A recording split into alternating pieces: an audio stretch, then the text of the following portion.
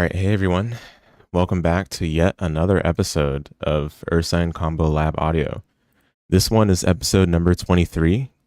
We'll be talking about a very pertinent game within the FGC, an upcoming release from a very well renowned American developer, Riot Games. And this game is known as 2XKO, formerly Project L.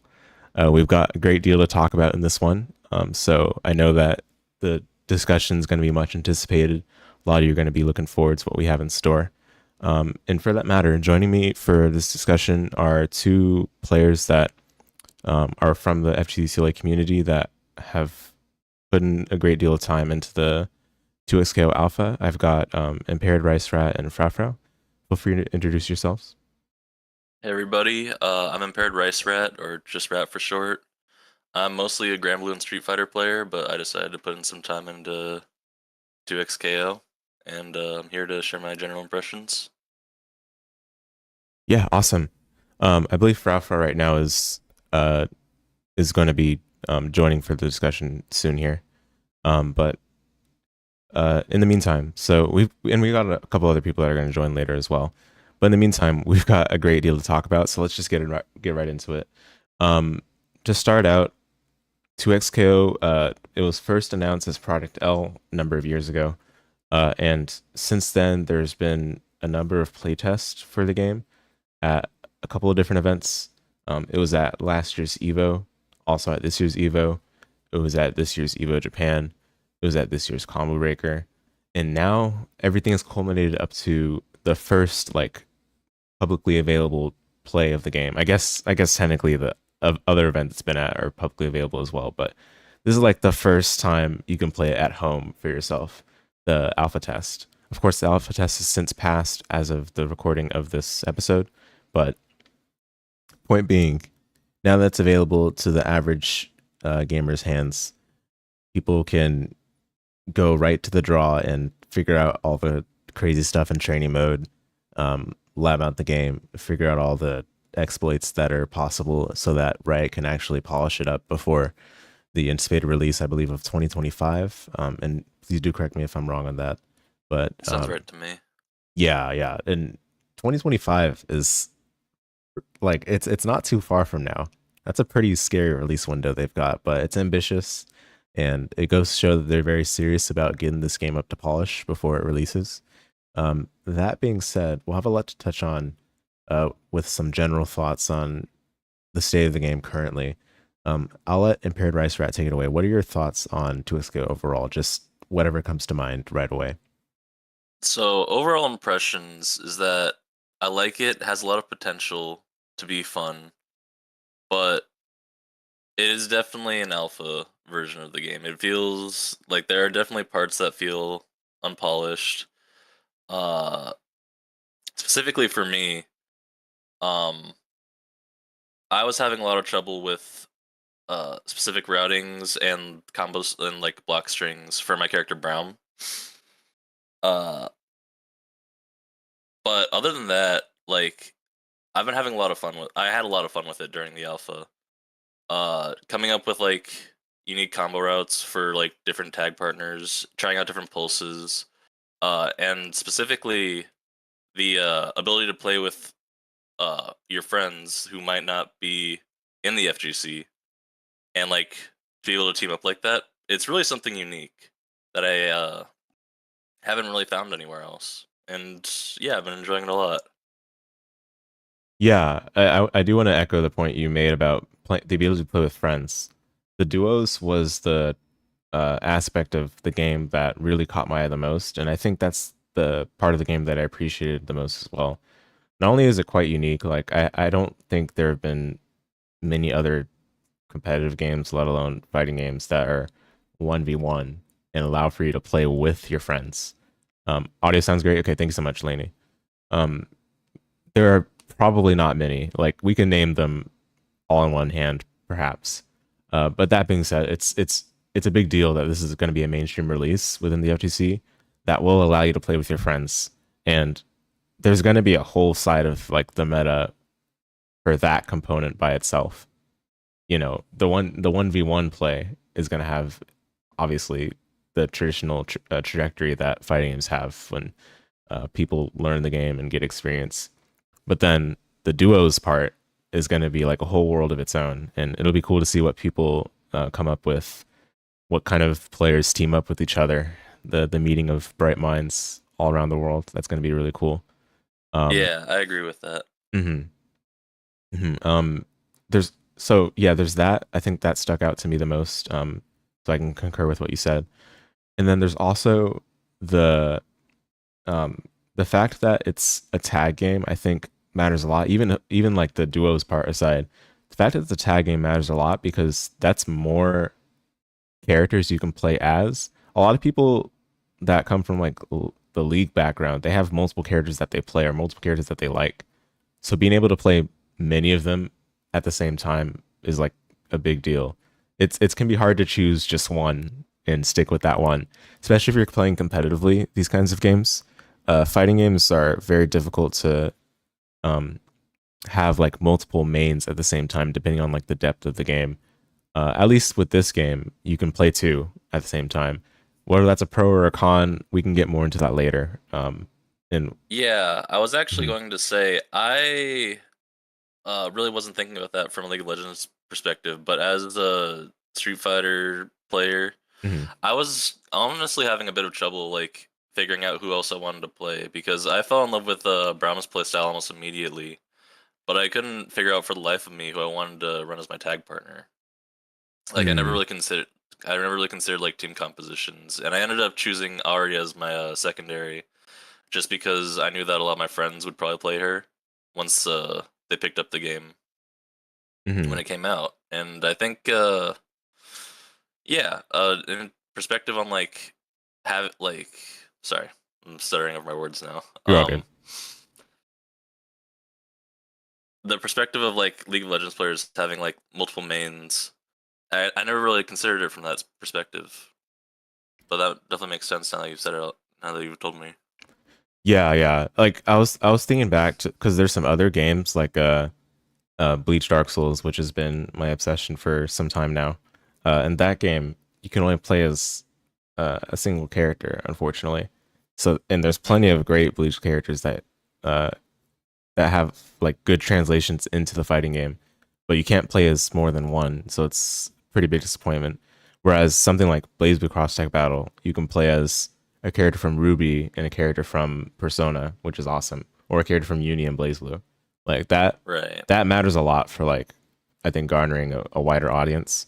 So that's gonna go in favor of this game. Like it's basically what I'm saying is like it's a non-trivial decision that the 2XKO team decided on a tag game for the league-based fighting game as opposed to a 1v1 um or however it's called. I guess like a traditional fighting game. But yeah, it matters a lot. Um Yeah.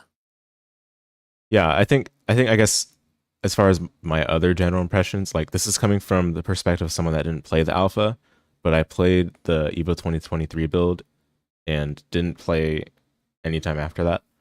Um, when I went to Evo 2023, I played alongside Zenryoku as my duo partner, and I was running Ari, and I think he was running Darius probably. Uh, but okay, that aside, right? I felt like it was easy for us to both like synergize with each other. Like obviously both of us know our playstyles quite well, and it doesn't really matter that it's in a different environment or context in 2XKO because we can just leverage our, fighting game instincts and think on the same wavelength in order to, be whoever came up to the setup along with us.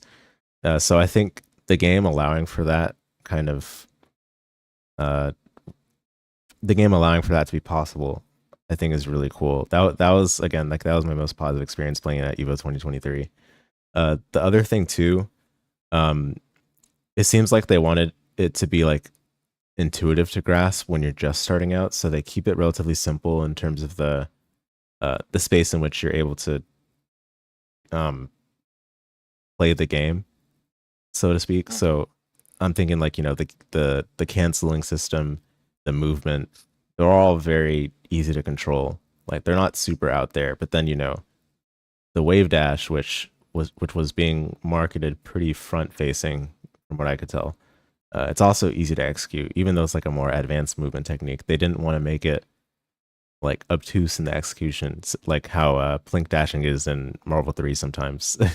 There are some characters in Marvel 3 that can't plink dash in the way everyone else plink dashes, so they have to like have an alternate method, and that can always make it weird to like transition between different characters, or even when you're starting out and you pick happen to pick that character, it's just a very weird hurdle to overcome, and it's not all the time like that profound to have such distinct movement in that regard.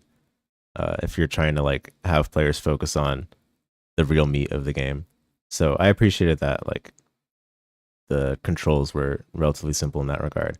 Now, one like knock against the game I'll point out from when I played at EVA 2023 was the control scheme itself. Not like the controls, like what the buttons do, or not the controls in terms of like what the characters do, but what the buttons do rather. So there's there's buttons for the attacks.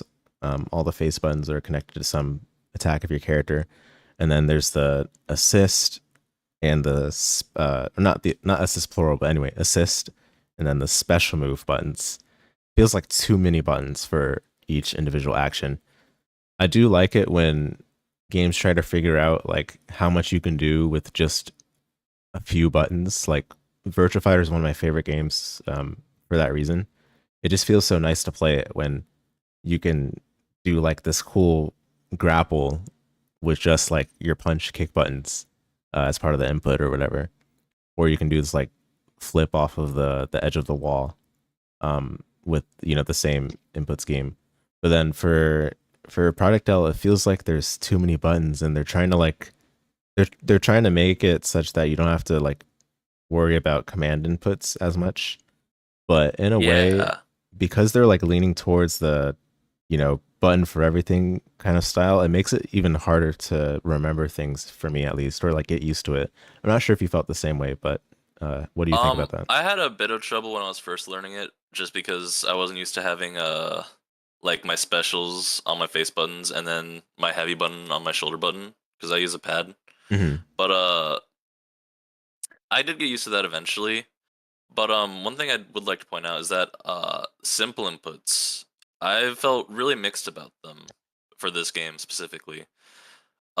Just because there are a lot of times where like I normally want to like micro dash or walk forward and then use a special, and a lot of times I'd usually get like the forward version of the special, where if I like had like an actual fighting game input, that wouldn't really be an issue very much. So that was kind of a big adjustment for me. But in terms of like appealing to casuals, I feel like, oh, sorry. In terms of appealing to like casuals, I feel that overall it's for the best in terms of having simple inputs versus technical, because a lot of my friends really like most of them are not fighting game players, Hmm. but they were able to get most if not all of the special inputs just fine because they had like a smash background or they could just do it.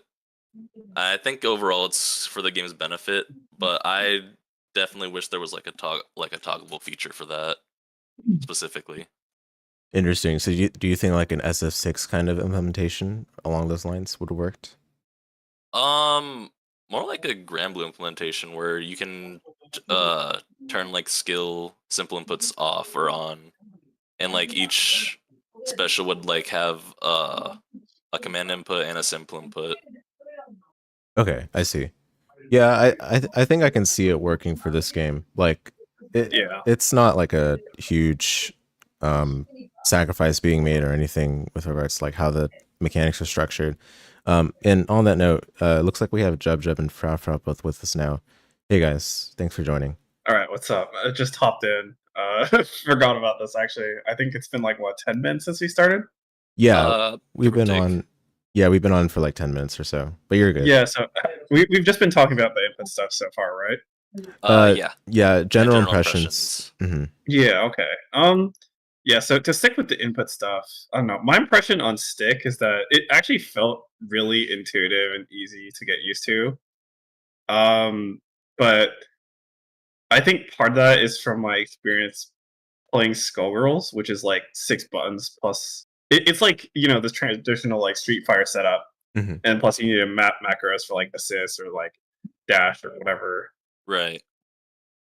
So yeah, especially because in Skullgirls you have to, for some setups and teams, you have to finagle some pretty weird button setups. Like I've seen the most like whack ass degenerate setups specifically to play like Fukua, who's like a negative edge character.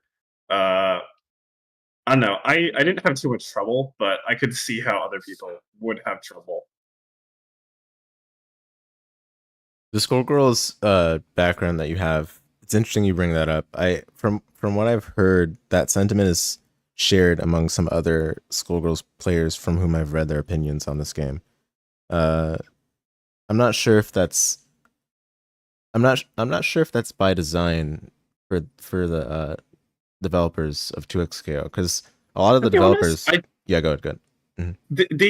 I know there are some very like prominent like tag game players in there, but like I'm not sure Skullgirls is really the angle. Like from what I've looked through, it seems more like mostly Marvel's players. I didn't really see any names that have like been in like Skullgirls specifically. Yeah, yeah, especially like among the crew that are in charge of developing the game. Like a lot of them have the Marvel 3 background, and there's Yeah, certainly yeah. some Marvel leanings in this game. Like there's a lot of isms that are going to carry over. It seems like, and I think I don't know. they did a good job of bringing them over. It doesn't feel like it's trying to remake that game or trying to Yeah, be the better version or anything. Does have its own identity, but I honestly think that like if we get more than like a week's worth of time on the game, uh, people are just gonna like. I think maybe this is a bit heavy-handed, but I think people should just like buck up and get used to it. okay. That's um like yeah, you can say that there are problems here and there, but ultimately it's kind of like in every fighting games you'll have like X and Y problems with the inputs that like are just like design trade-offs. I think it's honestly fine. I think people will be able to get used to it. Yeah, I mean that's agreeable. We still have some time for some general impressions here. Rig Jace, thank you for joining. Saw you just joined. Any Yo. general impressions from your time with the alpha? About the gameplay? Yeah, or anything, just general thoughts before we go into specifics. I mean, it's a cool game. I don't know. I don't really have that many thoughts.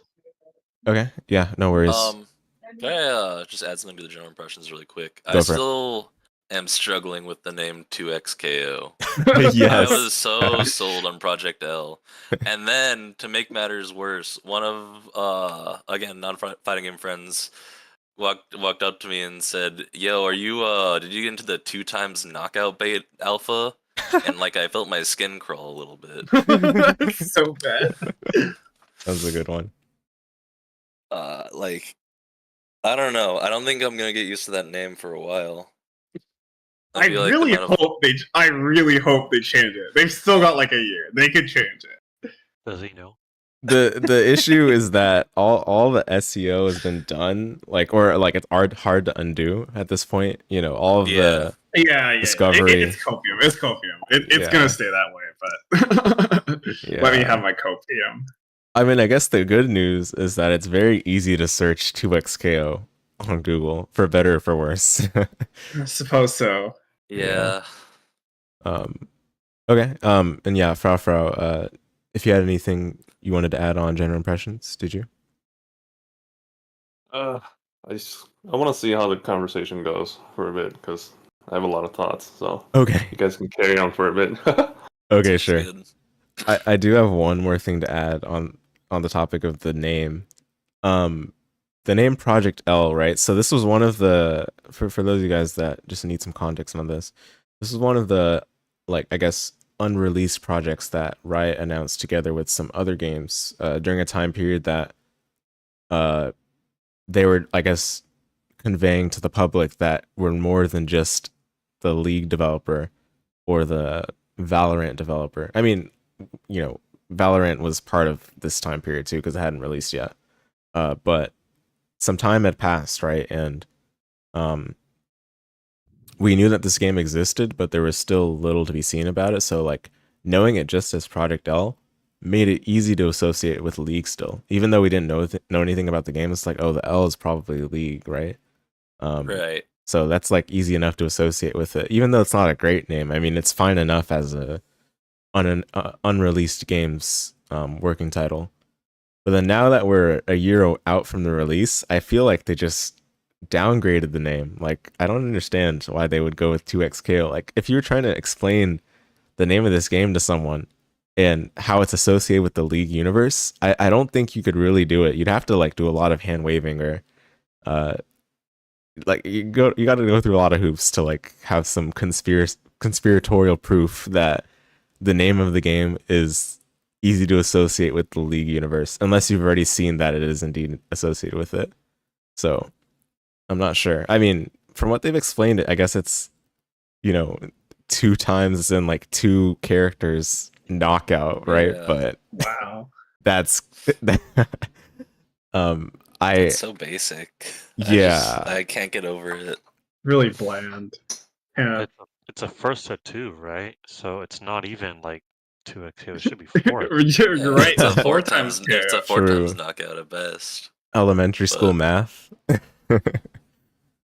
Yeah.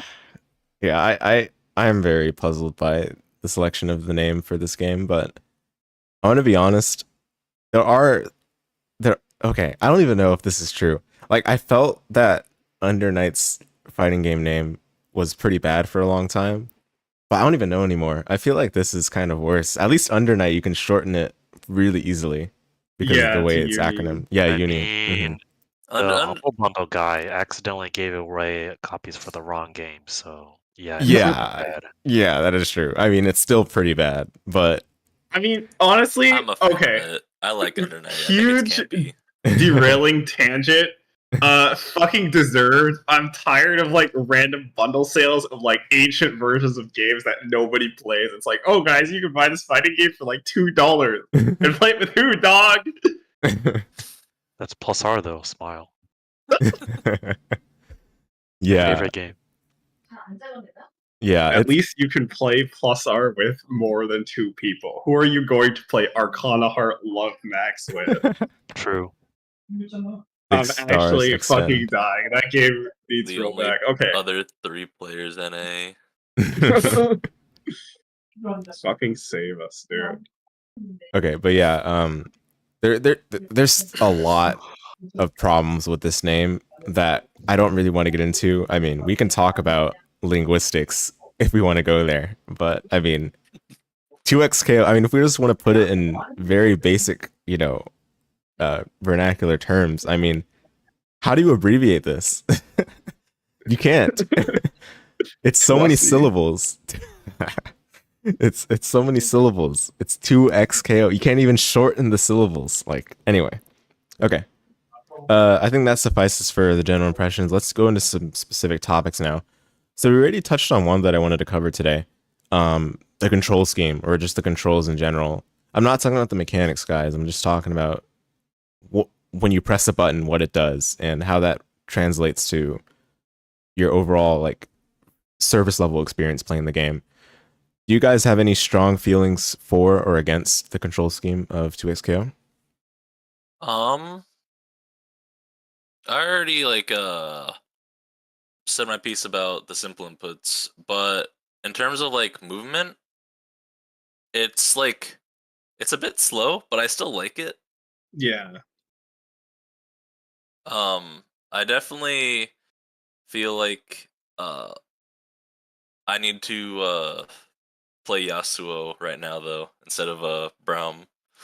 I definitely feel like there's a big difference in terms of like characters' movement compared to each other. Mm-hmm. But like actually moving around the screen feels pretty good for the most part. Just a bit awkward at times. I'm phrasing this a little bit poorly, sorry. You're all good. But yeah, it feels it's fine. just it could be a little better, but it works. It's functional. Okay. Any thoughts from the rest of you? Should we bother to get deeper into the movement, or should we try to like stay in the realm of controls? Up to you. We're transitioning through a lot of these. I have the screen share on the live stream and on the voice call. We're gonna talk about a lot of these listed moves as they relate to controls, because there's a Sure. lot associated with every button. Sure. Okay, let's go through it then. So, super jumping, forward dashing, backward dashing, wave dashing.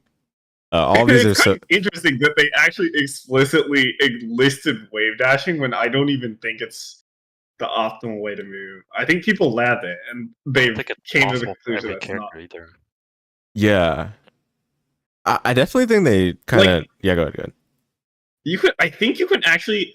The thing I found was interesting is that the movement feels much easier than I expected. Like I was actually, honest to God, full stop expecting to have to like do like Marvel 3 wave dashing, or at least do, or not wave dashing, like plink dashing, or at least do like Marvel 2 wave dashing or Skullgirls wave dashing or whatever.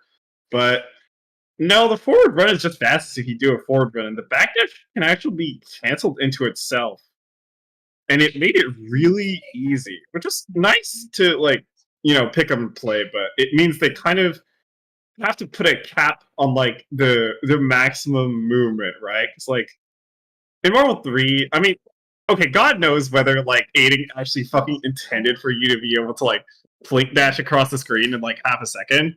But for better or worse, that sort of thing, like being locked behind this like executional barrier means that like the peak can be higher, if that makes any sense. Oh yeah.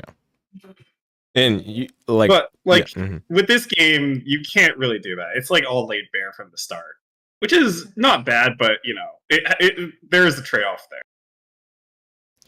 Do you think the trade-off is something that will be significant enough, like a year out in the game's competitive lifespan, though? Probably. It already feels like this game is not supposed to be as mobility focused as like more extreme tag games like Marvel 2 and Marvel 3. It definitely feels like they're targeting like a design space that's actually kind of similar to Skullgirls, but like even more grounded. Like Skullgirls is definitely not nearly as high flying as Marvel 3 and Marvel 2.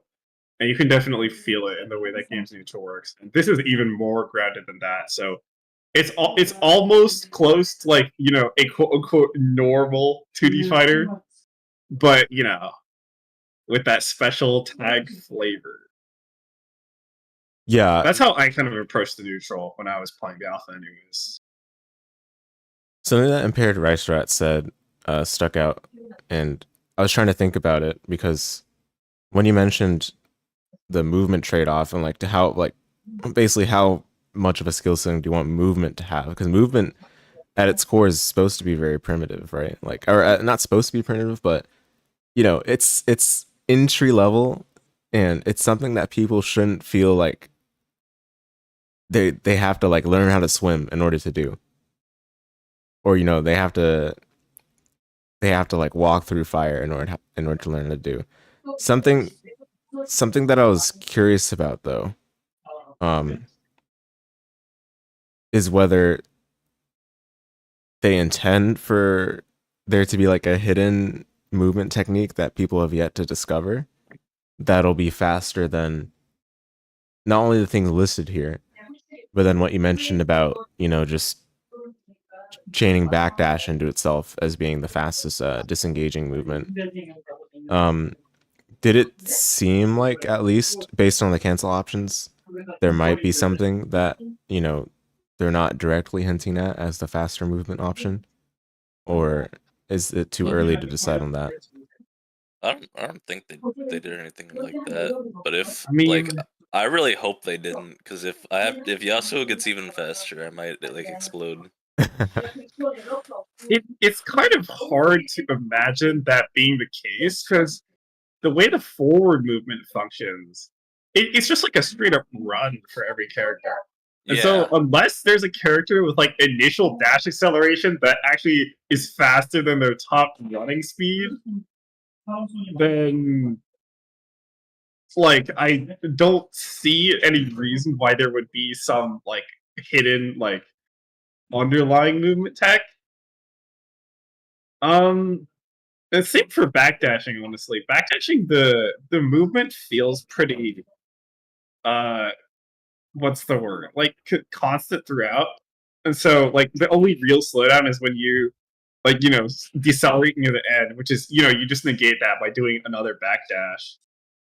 But I could that's just like initial impressions. I didn't like screw with it too much. Okay. I do want to ask I'm not this. discounting the possibility, but it does seem unlikely from what we have so far. I see. So okay, here's like a pointed question. It's distinguished between holding, holding to run versus pressing to get like a dash and it stops there. Is there like I'm wondering why they would distinguish this, right? Because is there a way for you to block while you're running? It sounds like for wave dash you can certainly block, right? Because you can hold down back for canceling your wave dash. But does that exist also for run, or is that not even like worth distinguishing? I believe you can't dash block, but I'm not sure. I'm pretty sure you can't as well. Good. Yeah. One more time, sorry. You can't dash block. Cannot, right? Not to the extent of like dash 50 or something like that. During a run, or so neither during run nor during wave dash? Either. Interesting. So you can only cancel dash into neutral crouch then, huh? Well, if you could translate into neutral crouch, you'd be able to roll to down back, but yeah. Yeah, it's just not it would have to be doesn't start up fast enough, the blocking frames. Okay. I'm just wondering why they would even have this as a distinct movement option. Because it sounds like maybe it's just for stopping dead. Like while you're trying to apply forward or backward movement, and that's about it. But apart from that, it doesn't sound like it's going to be a notable movement option available. Like when I think of like Marvel 3, I mean I will agree with Jub on the fact that plink dashing is probably emergent. I don't think that was intended to be like, I don't think that's the way the devs envisioned for people to move with like most of the cast. I don't think emergent is the right word. I'm like searching. Oh, emergent. Yeah, emergent. Yeah, emergent. Yeah. So and that being said, I do for sure think wave dashing was intended by them. After all, why would they allow for crouch to be canceled from dash? But Marvel 3 is not even the same. It's not really comparable in this regard because Marvel 3 you can't run with most characters. I mean, you can't run at all. It's just whether some characters can have a longer dash duration than others. Like Zero's forward dash duration is really long, not necessarily fast, but really long. And then it looks like a run. Yeah. It's like, functionally brief duration run. And then his backdash goes insanely far and is also just short in its duration, right? Cheater ass character. Yeah, actually though. So then I, think about 2XKO. If they're trying to model that, which it sounds like they were, based on the fact they even included wave dash as like the front facing control that's available as part of movement. I think one reason they might have done it like this is maybe like the intent for you to like wave dash to like obfuscate your movement tendencies. Because if you cancel the dash into crash, there's like potential to like make your opponent whiff when they think you're trying to like go in. It feels like whiffing in this game feels pretty consequential. Maybe like people will just start to cover the whiffs with like an assist, but even then, that's sort of committal, right? That's like liable to getting like counter called by your opponent's assist, and then your opponent gets a turn. I don't know how impactful counter calling is in this game specifically, but like normally, like Okay, I don't know about this for like Marvel, but I'm pretty sure it exists in like DBFZ, and I know it exists for Skullgirls, but like counter calling is important because if their assist gets tagged, their cooldown is longer, so your assist becomes live sooner, even after you call. So you get like a brief window where you can call your assist, and they are sort of helpless to your two-pronged attack. Mhm. But yeah, considering that the neutral feels more sort of like closer to like a slower 2D fighter than most other tag fighters. Like there could be like an emphasis on like using that to try to force your opponent to whiff, and like that's how you end up buying your way in. So the impression I get from what both you and Impaired Rice Rat said is that the game is not focused around speed outright, but more so like what's the noun for dynamic? That's what I'm thinking of right now. Like it's like not speed Dynamism? necessarily. I'm sorry, go ahead. Dynamism? Yeah, something like that. Where like you would change the pace quickly, but not necessarily go fast. You know, like Right. the speed of the game isn't fast, but the way the game state that you have to read can change. It happens at a quick pace. So maybe that's what they were aiming for, and then all these movement options are just part of like offering more control, so you can, you know, manage the quickness of the pace changes. But I mean, I don't even know if this is the right way to look at it. I'm just trying to think of a way these movement options were integrated in the game on, you know, purposefully, right? I'm sure they have an idea in mind for why they have all of these movement controls available, but Right. The thing is, like right now, it looks like a fairly standard movement system, and we haven't. I don't feel like anyone has really noticed any major like abnormalities with the movement in gameplay. So I think it might just be like a topic that we have to shelve and like wait on until we get like another chance at like an open beta. yeah, there's certainly more to it here than I think we're able to extract at the moment, because it's, you know, it's so early right now. But yeah, for sure. Okay. Well, I mean, like else? even if you even if you look at like the best players like playing in tournaments, like you get the feeling that we still don't really know what we're doing yet. Oh yeah, I mean, I'll say this too. The first time I played DNF Duel, I played I can't remember the character's name, but it's like the character with the axe, and it was too slow. The Crusader? Yes. No. It No. was Berserker? No, not Berserker. It was Inquisitor? yeah. Just That's it. Inquisitor has the axe. the girl with the wheel.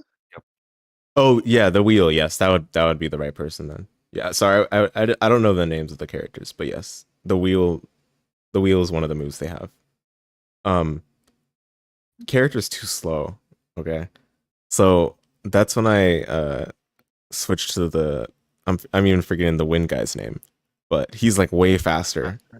Oh, Swiftmaster. Right? Swiftmaster. Yeah. Yeah, I mean, he was top tier. tier. He was top tier on release, and that was when I had played him, right? But it just felt so much better to move with more control and like competence than the other characters. And I think that's not like a Swiftmaster problem as it is like a DNF trait. It's not even like a problem really. Like the game is just designed around the speed being a certain level. So if we think of it like that, where you mentioned like, you know, Yasuo felt pretty good to move with. Yeah. I think it's analogous. And the fact of the matter is that this game has way more movement options than DNF Duel does in sheer quantity. So I'm inclined to believe that leads to just more control being available, and thus, you know, there's more opportunities for people to change the pace in the way they want to throughout a match. So we'll see how it goes. Do any of the rest of you have any thoughts on the movement controls? Yeah, I got a small one. Go for it. I really like the way jumping feels, actually, because there's a lot of different jump arcs you can do. There's like super jump, there's a normal jump, there's jumping out a run versus jumping out a walk. Like they have minor changes to the trajectory. It feels pretty good. Like I just like it. It's pretty neat. Okay. Yeah. It's hard to get jumping right because if it feels too floaty to jump, then it becomes easy to punish, and that restricts the way you move in the game to like a certain zone on the stage. KOF is like that, but that's not a bad thing. That's just part of KOF's DNA, right? But if you think of like Marvel 3, where you can jump to the top of the sky, it becomes a pretty big problem when you literally cannot see like half of the bottom half of the screen, because characters spend so long in the sky, right? And the camera doesn't zoom out enough. So if jumping feels good, that is, trust me, I can understand how big of a deal that is. So that's good. That being said, I wasn't a big fan of like the fact that like super jump height or jump height doesn't go like whenever you do like a launcher in your combo with like pulse or with down forward heavy, it goes like right in between those two jump heights, and that feels really bad if you're trying not to like what's what I'm looking for? If you're trying not to like use the pulse follow-ups and you get it like anyway because your partner uses pulse. Oh. I'm not huge on that. I feel like it should be a bit standardized, but that's like small complaint, like only applies to like if you're using pulse really. So I don't mind too much, but it's just thought it would be. I thought it was worth mentioning. Yeah, for sure. Yeah, I don't think I can. I can't comment on that one because I didn't experiment with the pulses at all at EVO 2023, and of course not during the alpha. So, but okay. It sounds like we're content with what we talked about on movement for now. Yeah. Okay, so yeah, then we've got the face buttons. So normals, launcher, specials, throw, critical strike, anti-air, cross up, because these are all dedicated buttons and commands as listed in the game. So that's why I'm listing them here right now. But you guys felt like these were purposeful? Do you feel like they, do you feel like they fit well into the game, or were they a bit forced? I think all of them are pretty fine. The thing that sticks out to me the most is that there's actually like a dedicated cross-up normal.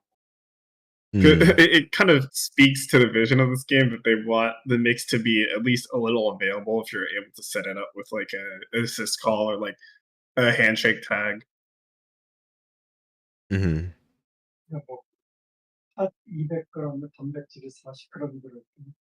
Yeah. I think they're all fine. Yeah. I think having two special buttons really threw me for a loop for a bit. But I adapted. Okay.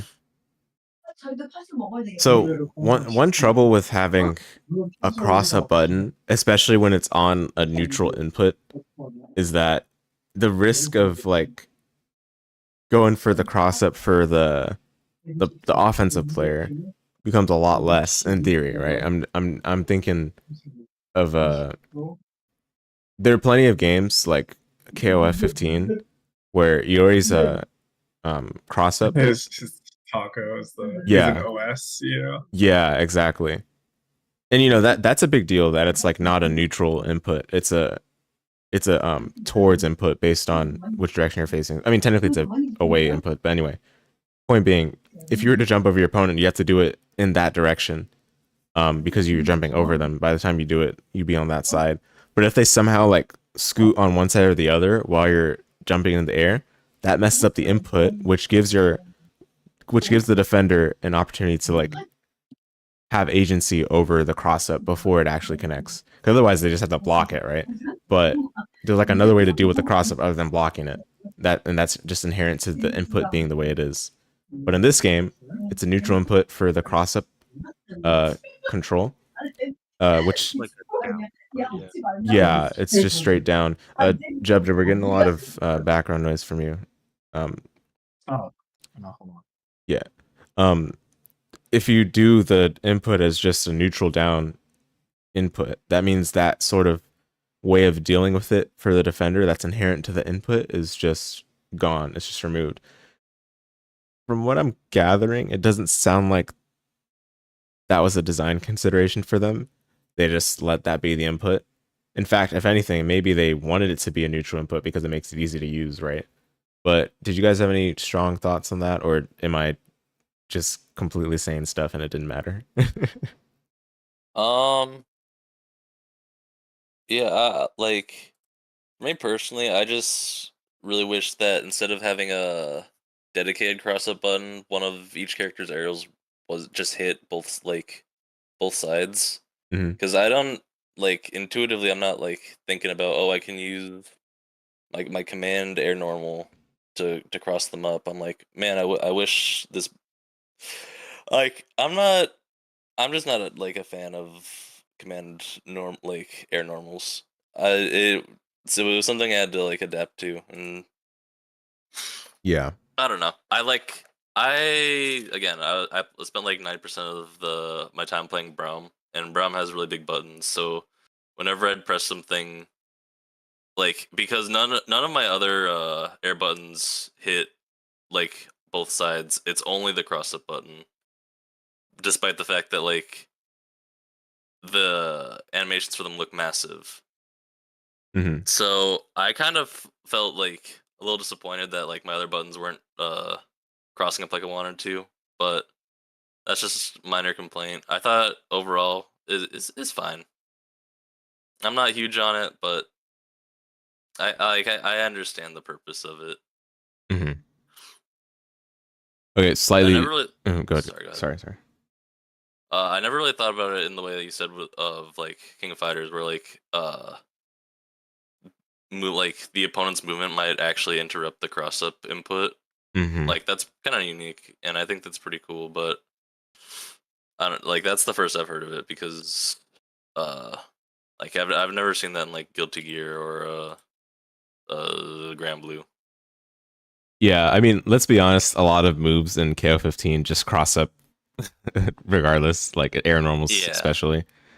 So Yori's taco kick is a little unique of a case, but I brought that up specifically because traditionally before KO15, that was what you would use as a dedicated cross up. I think KO15 was the game, was the one game where a lot of air normals just cross up organically, and they made that consistent across a lot of characters, because a lot of the mix up in KO15 is the left right.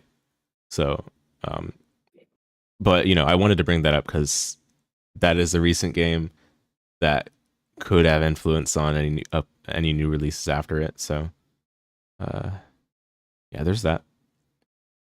Okay, I did want to ask this. This was a pretty burning question of mine. The throw input. So on Twitter, I saw a few people kind of joking that fighting games in 2035 will have a throw button. They'll have a special button. They'll have the normals. They'll have the taunt button. They'll have the burst button. They'll have the super button. Anyway, you get it, right? Yeah. I'm surprised this game didn't have a throw button. They decided to make it, I guess, kind of a macro. You press medium and heavy at the same time, or you press back for the back version. That does make a difference gameplay wise, though, doesn't it? You can't do well, okay, I'm making assumptions here, but I'm assuming there's a whiff animation, right? You can't do this without being forced into a whiff if you're not close enough, right? Okay. Yeah. Well, I mean, that matters a lot, because a lot of games that use a proximity detection for the throw input, they'll typically use one button for it, which allows you to option select it with ease, inherently. But in this game, yeah. I mean, for a tag game, that's quite surprising, wouldn't you say? Because Marvel 3, you have one frame proximity grabs that allow you to also OS with blink dashing, because that's just the way that game works, and it's messed up, right? Skullgirls actually has a proper throw, and that's 2012. So mm-hmm. I don't know. BB tag is a proper throw too. I don't know about Marvel, or I guess I shouldn't say proper throw. 2-button throw with the whiff animation. Yeah, but you also auto run in VB Tech for your throw. That is true. Yeah. I didn't think that much of it. Okay. I don't know. It feels fine. Yeah. For button throws than proximity throws. So with proximity throws, if you have to like know the OSs to like defeat them. Maybe that's just me. Yeah. It's harder for I mean, regardless of which style of throw you're dealing with, there are gonna be OSs to deal with them usually. But proximity throws have inherently had a lot more like, oh, this is like a one frame thing. It's like how much there's like this certain thing that you could do, but you'd only have to like specifically know about it if you didn't. That's true. Do throws lead to a lot? I'm getting ahead of myself, I guess. No. Okay, they don't. It depends on the character, because some characters can combo off their throws and others cannot. Okay, so actually, it is funny. Ari has like by far the worst fucking throw in the game because the knockdown is so like bad. almost full screen. It's trash. Yeah, Darius gets a combo off his corner throw. Yasuo can also combo off a corner throw using his stance light OTG. Ari can also combo in mid screen. Can he? Throw. Yeah. Yeah, she can. Very extended, I saw. Okay. Well, wait, Yasuo, right? Like mid screen off. Ari. Oh, Ari off mid screen throw. Yeah. In fact, really? I don't think she gets a combo off a throw at corner, but mid screen she gets one. Wait, how do you pick it up? Well, after the. Oh, you mean ground throw or air throw? Sorry. Yeah, ground throw. Ground throw. Oh, sorry. Yeah. I thought you were talking about air throw. Sorry, my bad. No, just normal ground throw.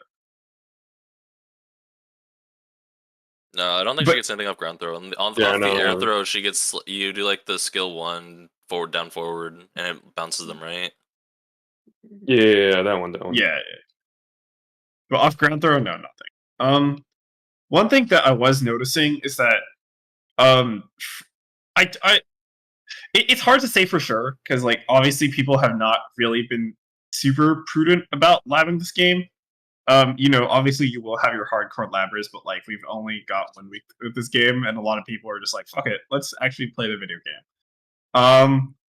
But it does seem that using freestyle does make it easier to convert off of throws because there are a lot of moves where you can like OTG, but there's no follow up. But like suddenly, if you have freestyle, you can tag, do the OTG move, and then tag back and pick up off of that. That was an interesting idea that I saw being used. I played Yasuo Darius near the end of, or at the back half of the beta. I was playing Eli Ari before. But with that team, Yasuo Darius, there were definitely some interesting ideas with using like Darius S2 to like do OTG, like double handshake tag, and then pick up off the midstream throw. But the scaling is very high. Okay. I mean, that's an important thing to note. Scaling being that's high. Good. That's pretty common. Like throws scale highly. Mm-hmm. I think that's good. Personally, I want like the button, like for the buttons for throw didn't bother me that much because again, Street Fighter player, it's basically the same thing. But one thing I really didn't like, maybe I'm not sure if I'm spoiled by this, but like I kept expecting that like the throw would like auto time into like a safe jump for a lot of like the rushdown characters, and then it like the timing feels completely off. It just feels really like awkward to go in. You have to like manually time your Oki, and I feel like that works like as an attractment for like newer players, because in Grand Blue almost like maybe like 80% of the cast gets a safe jump in mid screen off of like super jump. And then in the corner, you can just hold up forward. You don't even have to super jump for it, and you get a pretty consistent safe jump. And I don't know. I feel like that would benefit a lot of players having, like newer players having that Oki be a lot more streamlined.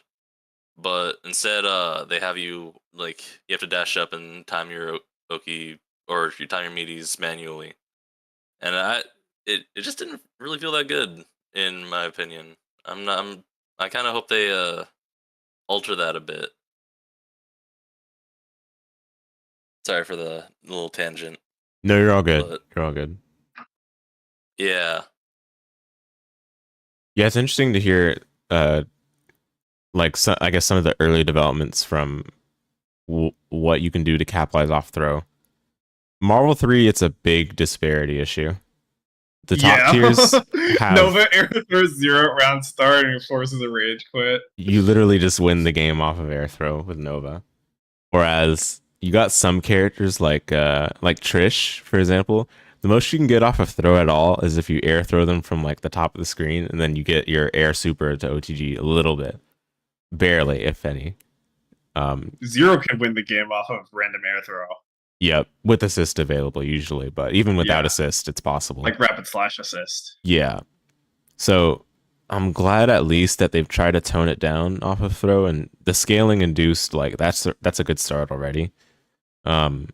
I wonder how they'll go with that one though, because I do think it is a big deal in a tag game to curb the power or curb the conversions that you can do off of throw, depending on like the character you're playing.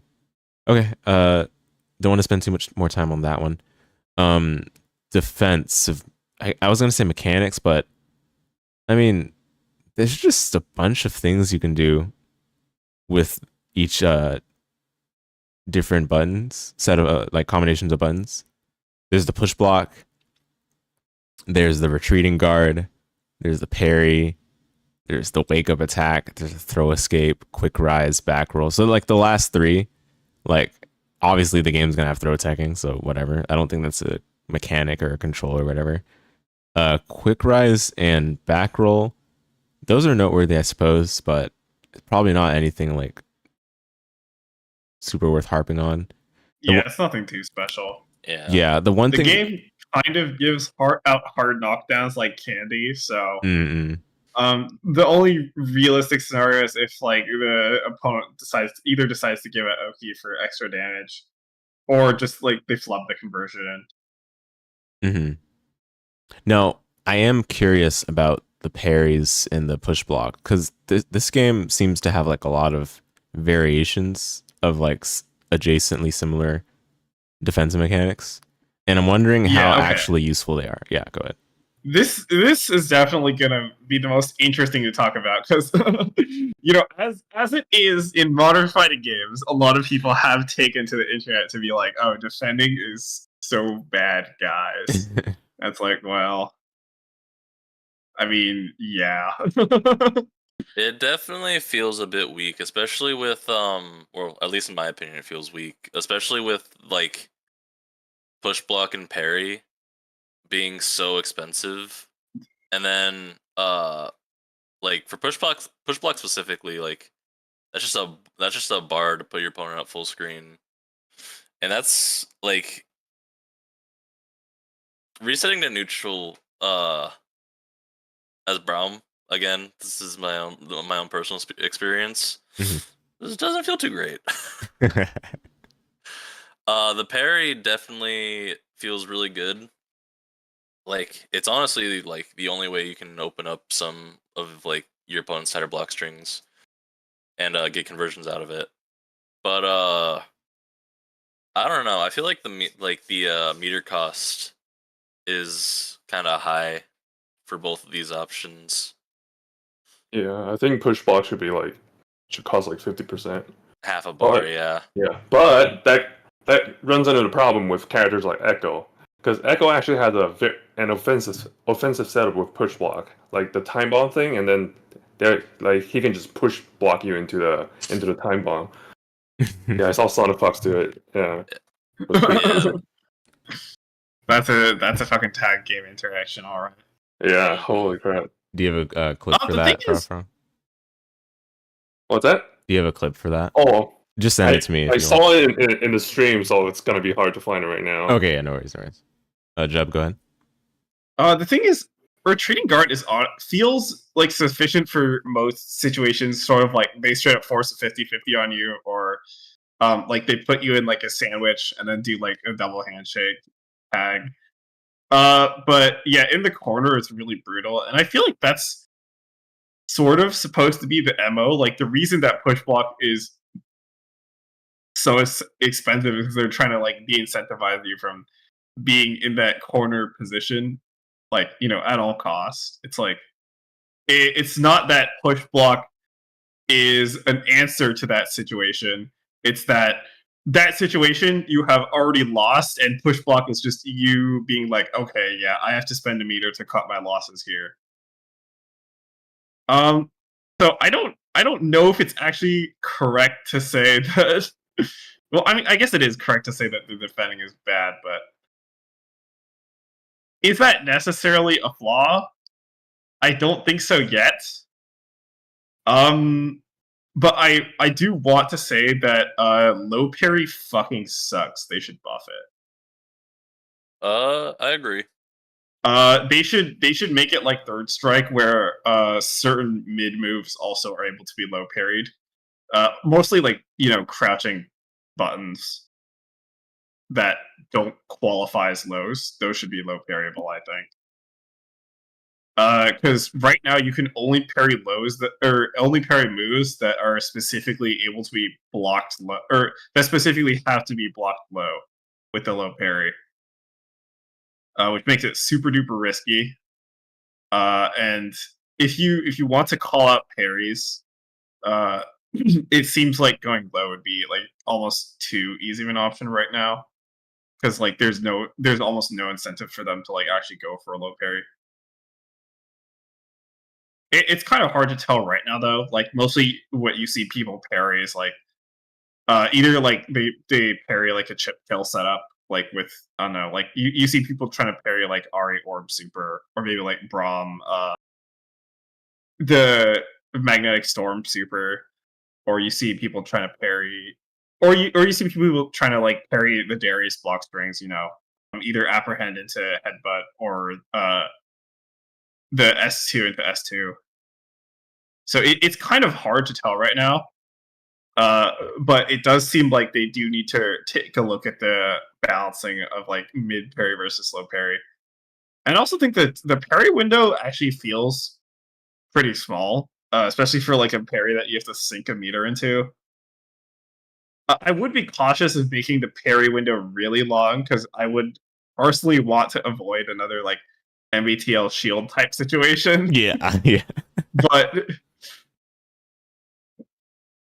it is a tag game, so you have to like kind of approach it from like a different angle, I suppose.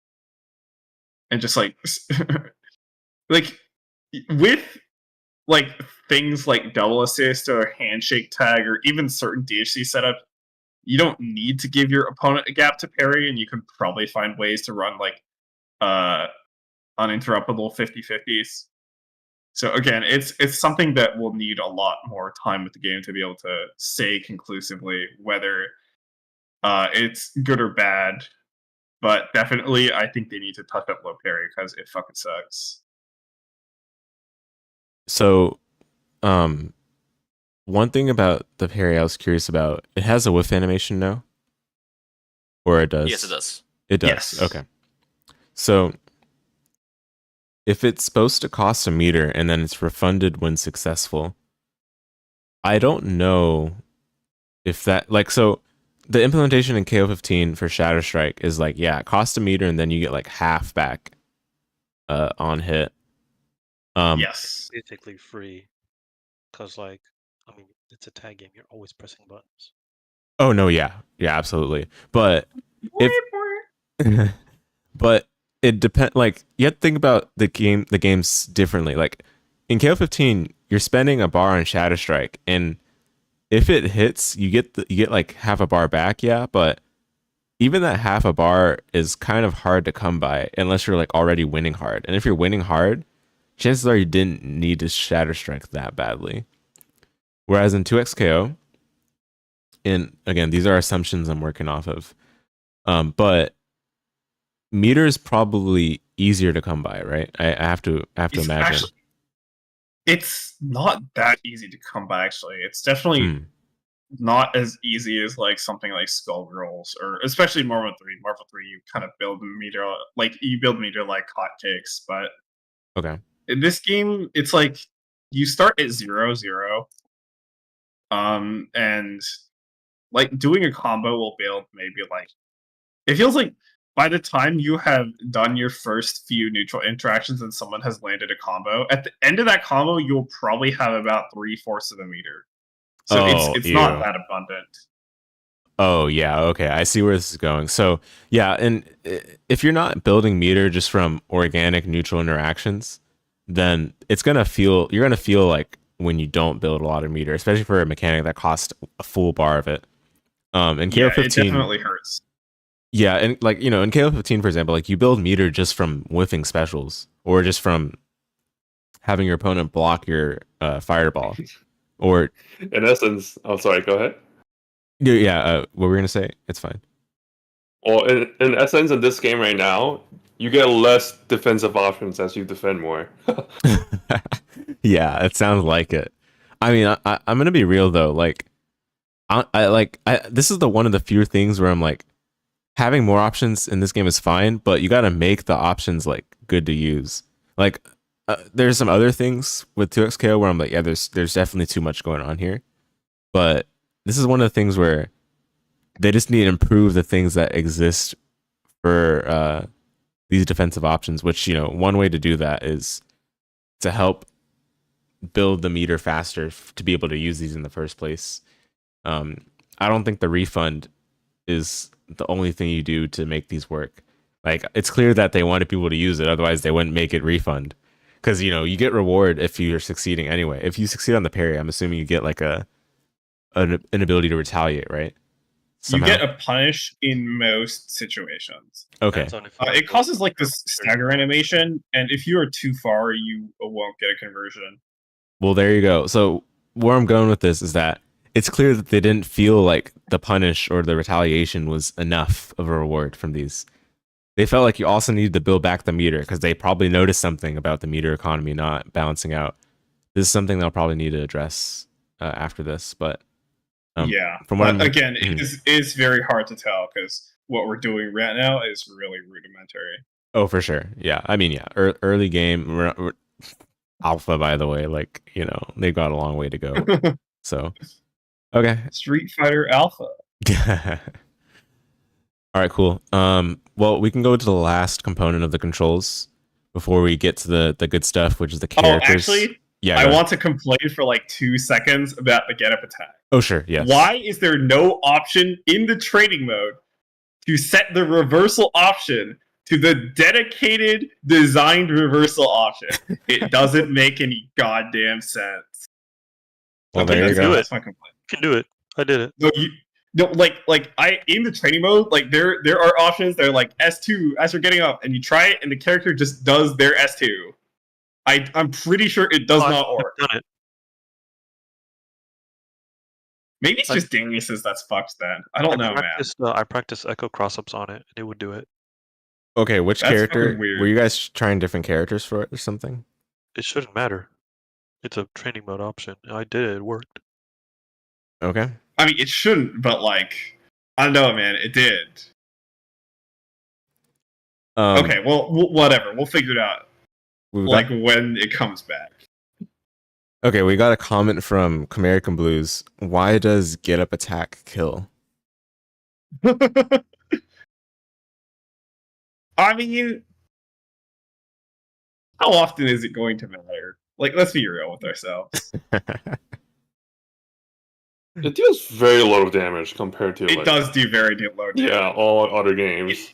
It really hardly matters. This isn't Skullgirls where people meme on you with fucking 2-bar safety HCs and then you're like, oh fuck, I hate life. I hate Skullgirls. Die. Okay, I must add my 2 cents to this. In Virtua Fighter, the wake up attack is quote unquote invincible. And the way to and also like beats a lot of evades. And the way to beat it is you gotta time an attack that does more damage than the get up attack, such that when two attacks that are active at the same time would trade, the attack that does more damage will win over the attack that does less damage. So the way you'd beat it is to like do your attack that does a little more damage and has enough active frames to do it consistently, right? But that countermeasure is not immediately obvious to anyone new to playing. So get up attack is like the layer 1 of your Okizeme. Like your Okizeme is good when you can beat get up attack kind of thing, right? So in Comerican, I'm assuming you're complaining that get up attack kills, right? I'm sure people will figure out a way to make it like trivial to deal with get up attack sooner or later. Like I'm sure there's going to be an option that will render it irrelevant for the most part, except for, you know, the couple of cases where you have to keep it in mind as the option because it exists in the game. But apart from that, I don't think it'll be significant where we need to be Echo thinking about. already makes it irrelevant by just kind of existing. Well, there you go. Yes. I mean, which is fine. I mean, this is not the same as a Dragon Punch reversal necessarily. I mean, it's supposed to be analogous to it, but there are other games that incorporate get up attacks, and it's by no means a DP on wake up. Blade Strangers has a universal get up attack that's stupidly easy to punish because it's super long in recovery, and it's not like a full screen hitbox or anything. It's not like, oh, you pressed a button on my Oki, I am guaranteed the get up attack. It's not anything like that. You can bait it, you can punish it, which makes it like not relevant, except for you have to keep it in mind as your layer 1, and that's it, right? So I think we shouldn't get too worried about get up attack Comerican. Okay. All right. Okay. Let's move on to the last part of controls. Spent a good amount of time on it, which I'm surprised pleasantly about. We've got the tag related controls. So tag launcher, quick tag, assist action, charge assist, handshake tag, last stand, and dynamic save. Yeah, any comments on any of these associated mechanics, guys? Okay, there's kind of a lot to dissect here. Mm-hmm. So I guess it would be good to take it like piece by piece. They need to make it like more obvious that quick tag is the thing. I like played a bunch of matches without even like knowing that it existed because actually maybe it's not the case, but I felt like in doubles you have to call assist, but now I'm not sure actually. I think in doubles, if you want to do tag launcher, both of you have to press the tag button. That is so fucking weird. Yeah, that's very unintuitive. What's that? Yeah, they Tag launcher need to figure out what they're doing with the tag mechanics for duo. It is kind of a little unwieldy. That is the only thing I have negative to say about the game's controls. Duo feels pretty unwieldy to like use the tag mechanics. Yeah, that's why. Yeah, so it feels very scrambly compared to unless you play very coordinated. Like unless like you're everyone really has to know the characters. Yeah. I feel like tag launcher for one is very underused. I was using it a lot during the alpha because I like stole a bunch of like Yasuo or Dario like Darius freestyle combos. But I think as we sort of play the game more, we'll see a lot more tag launcher where it like sets up certain situations that are really advantageous for you, or like puts you in a position to like do specific combo routing. I just don't think tag launcher should exist. Maybe not. I don't think it serves a purpose. You can already tag in during like assist calls. Why do you need a specific button for that? The thing is, if you tag launcher, and while you have assist ready, you'll be able to like assist immediately afterwards. So it sets up certain situations that wouldn't be possible if it didn't exist. I guess. I don't know. I just never really saw anyone using it that much. Most people would just call during assist. For duos, yeah, probably not because it's very unintuitive to use tag launcher. But for solo, I mean, a lot of TODs are are like hit behind tag launchers. Yeah. So it's used quite often.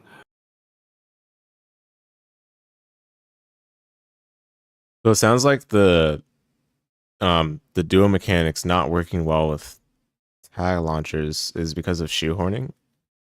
Like they're trying to make the fact that you have like another person playing alongside you valuable enough. Is that the case? Maybe. I think given the huge freeze frame when you connect with the tag launcher, I think it would be fine if they just did not require any input from the anchor. Like if just the point hits tag launcher and then the assist comes in immediately and like the anchor comes in immediately and they switch positions.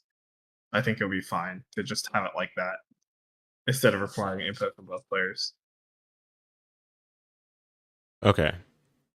And then so quick tag and handshake tag. Handshake tag is like, is that the BB tag equivalent of like active switch? You tag while the assist is on screen. Okay. Yeah.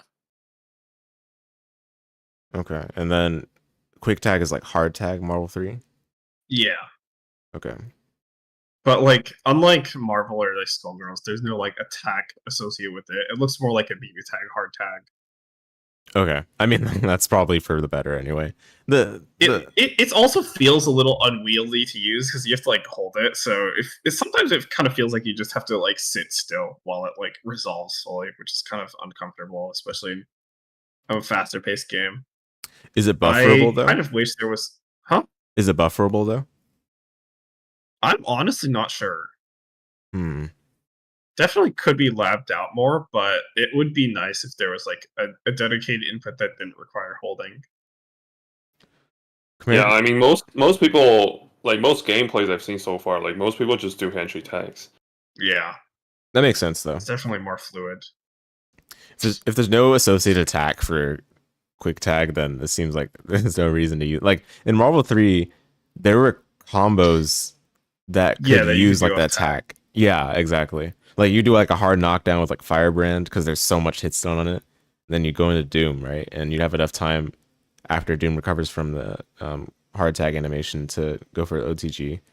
Or, you know, there are some setups as well where you actually use the hard tag attack as part of a juggle, and then you're able to combo from that.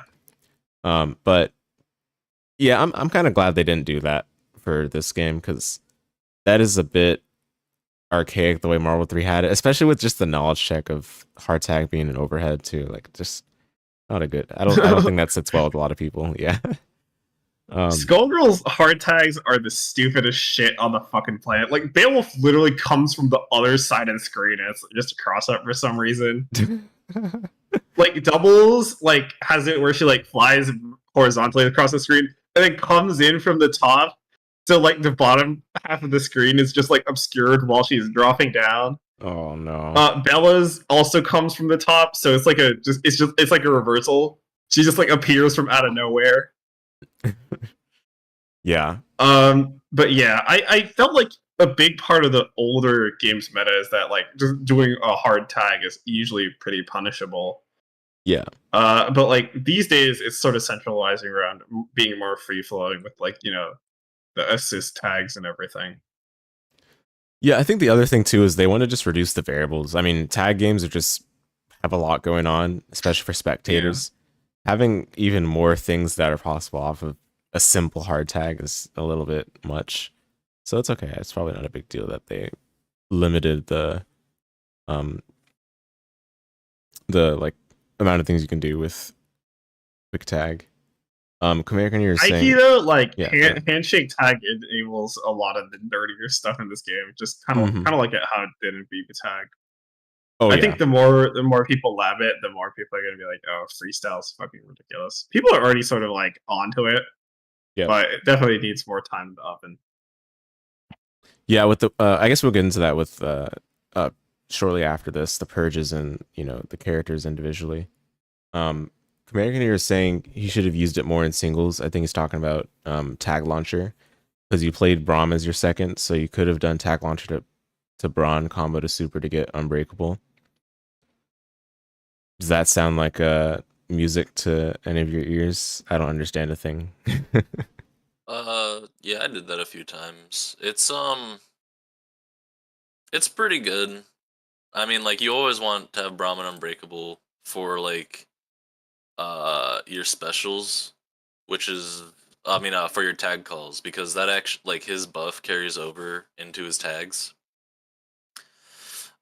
Which is why I actually usually ran double down, so I could, like, confirm to super to get the buff and then immediately switch to, Ari or whoever I was playing. Mm-hmm. But, like, occasionally I'd use the tag button to, like, confirm a combo if I didn't have the meter for it for whatever reason. Okay. Like, it has a niche, but I agree with the main sentiment that, like, I didn't really need it. Yeah, that Like, makes sense. I found other ways to make it work. I'm sure like the utility of some of these will be explored further. I mean, it's not a lot of days, the alpha, right? So not enough time to figure out the full extent of everything they have in the game. Which they do have plenty in the game, right? So I'm sure the next tests there'll be more. Okay. Anything about dynamic save or last stand?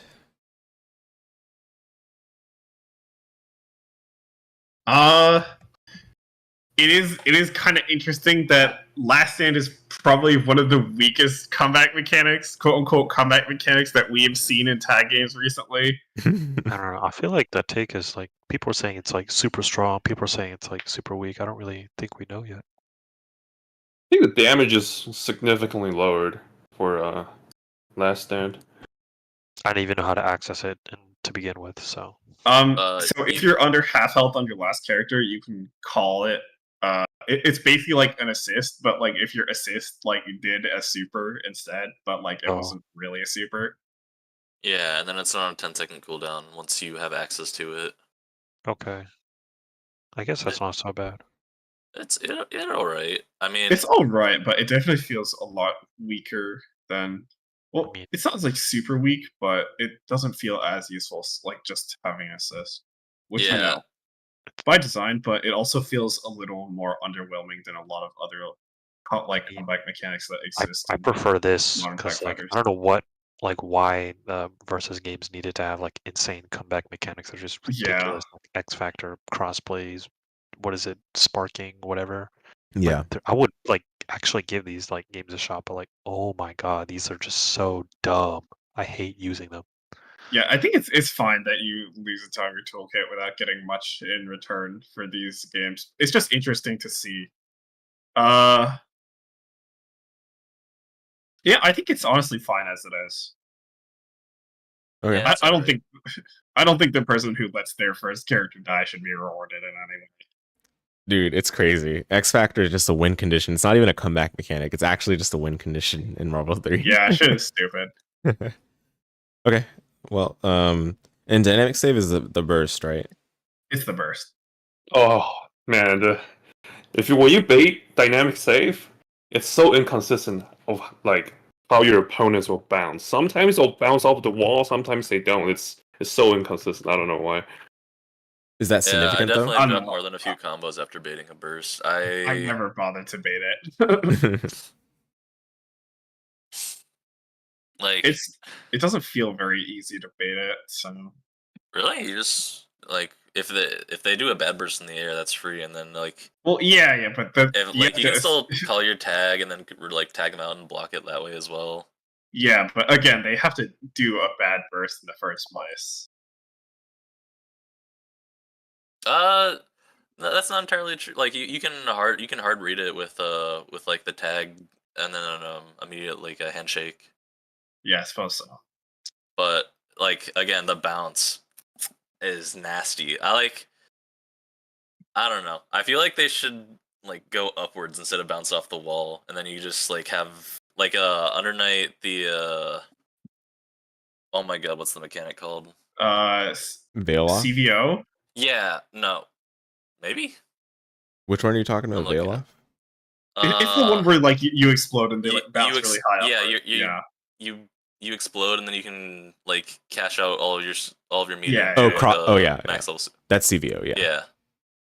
CVO, if they just bounced up like that, I feel like it'd make the combo conversions way more consistent.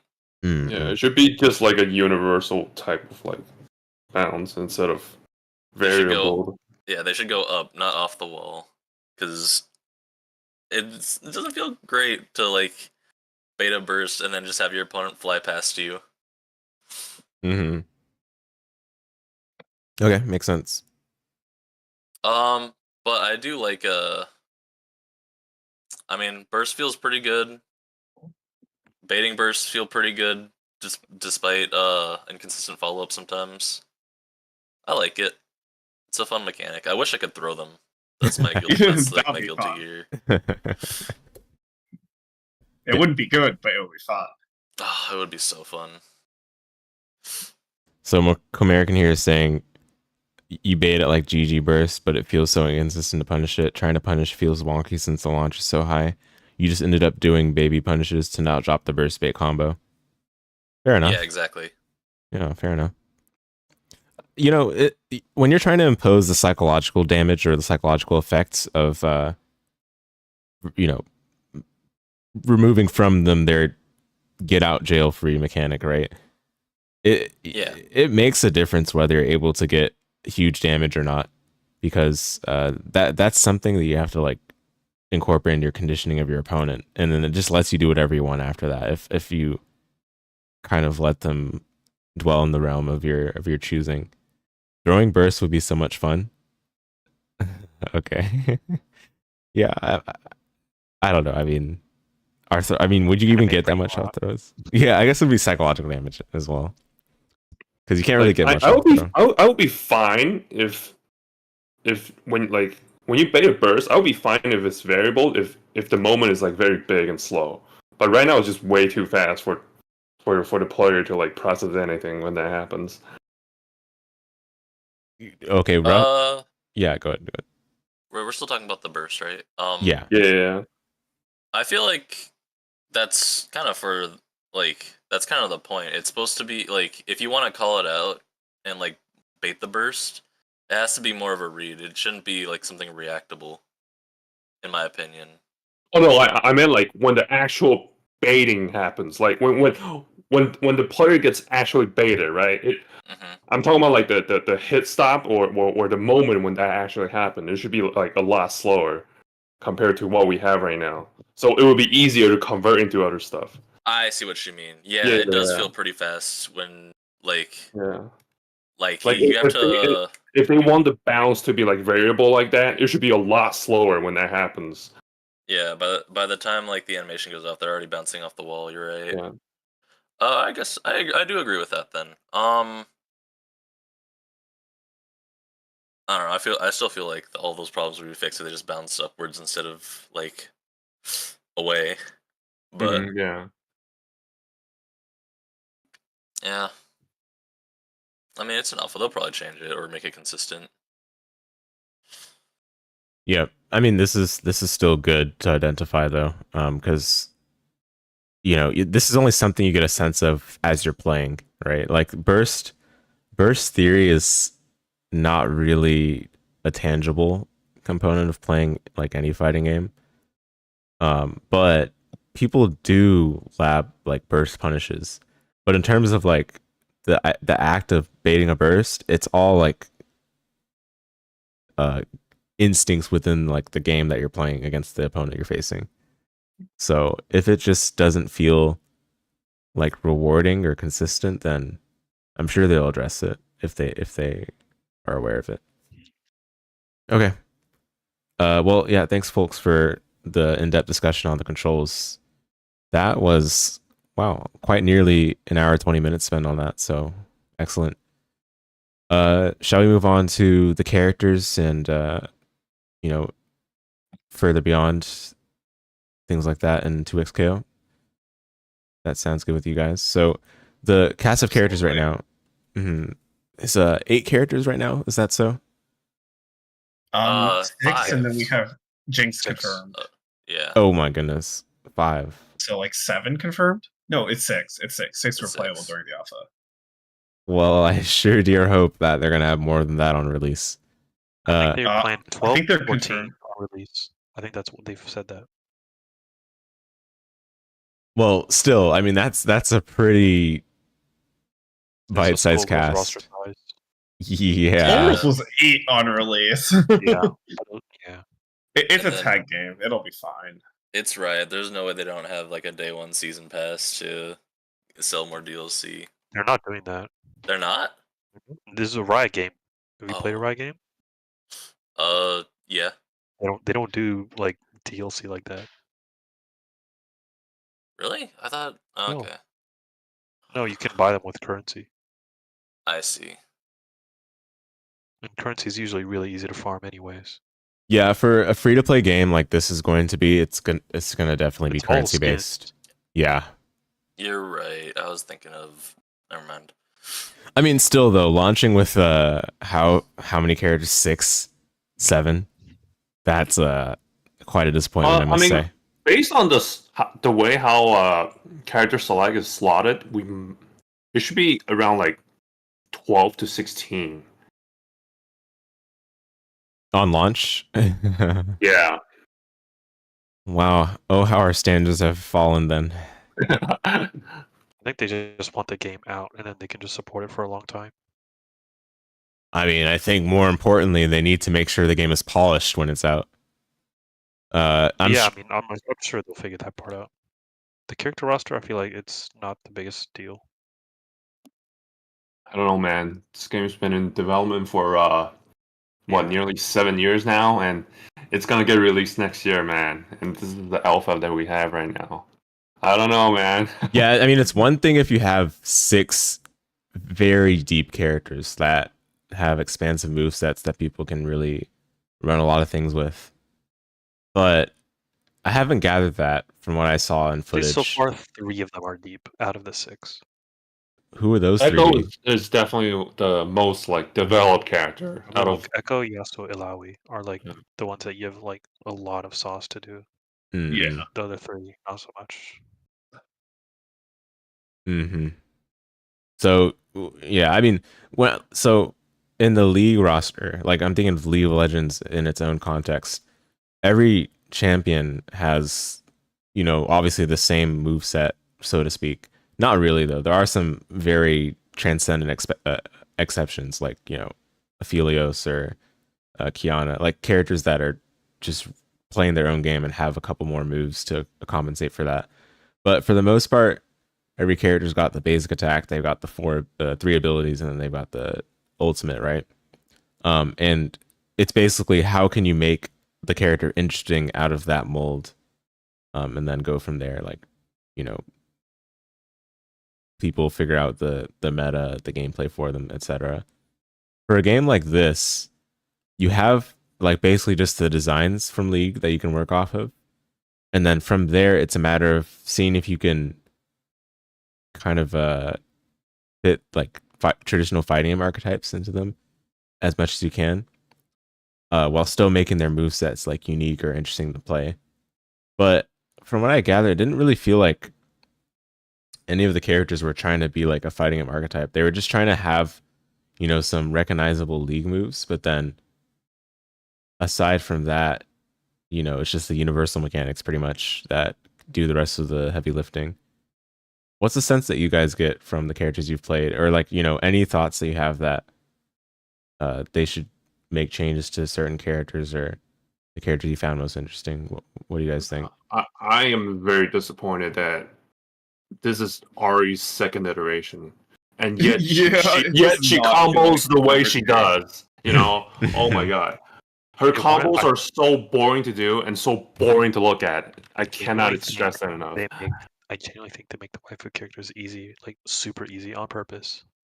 Yep. They know. Yeah, but I mean, easy is one thing, but it does not feel good to do it or to look at. That's what I'm saying. Yeah, can you expand on it? Like, is it just boring? Like, you can just go on YouTube right now and look at any like extended Ari combo. You immediately know what I'm talking about. Like the BP is basically a loop. Yeah, I've seen the bread and butters you're talking about for sure. I guess it's like baby's first like loop combo. Like, oh, look at this, it looks cool. I don't know.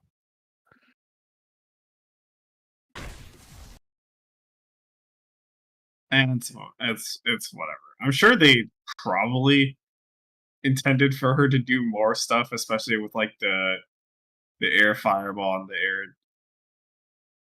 that like weird knockdown that she gets like sometimes. Like it feels like she's supposed to have more sauce, but they just didn't like test it enough, and the loops end up being more optimal. I don't know. So loops you're referring to is like off of like the air dash thingy. Yeah, that air dash loop. Yeah, I saw that a That part, bunch. you can loop that in the corner, I think. Okay, this is not the right combo then, but I saw that a bunch in tournaments. The tournaments that were being held by FlyQuest. Yeah. Wow.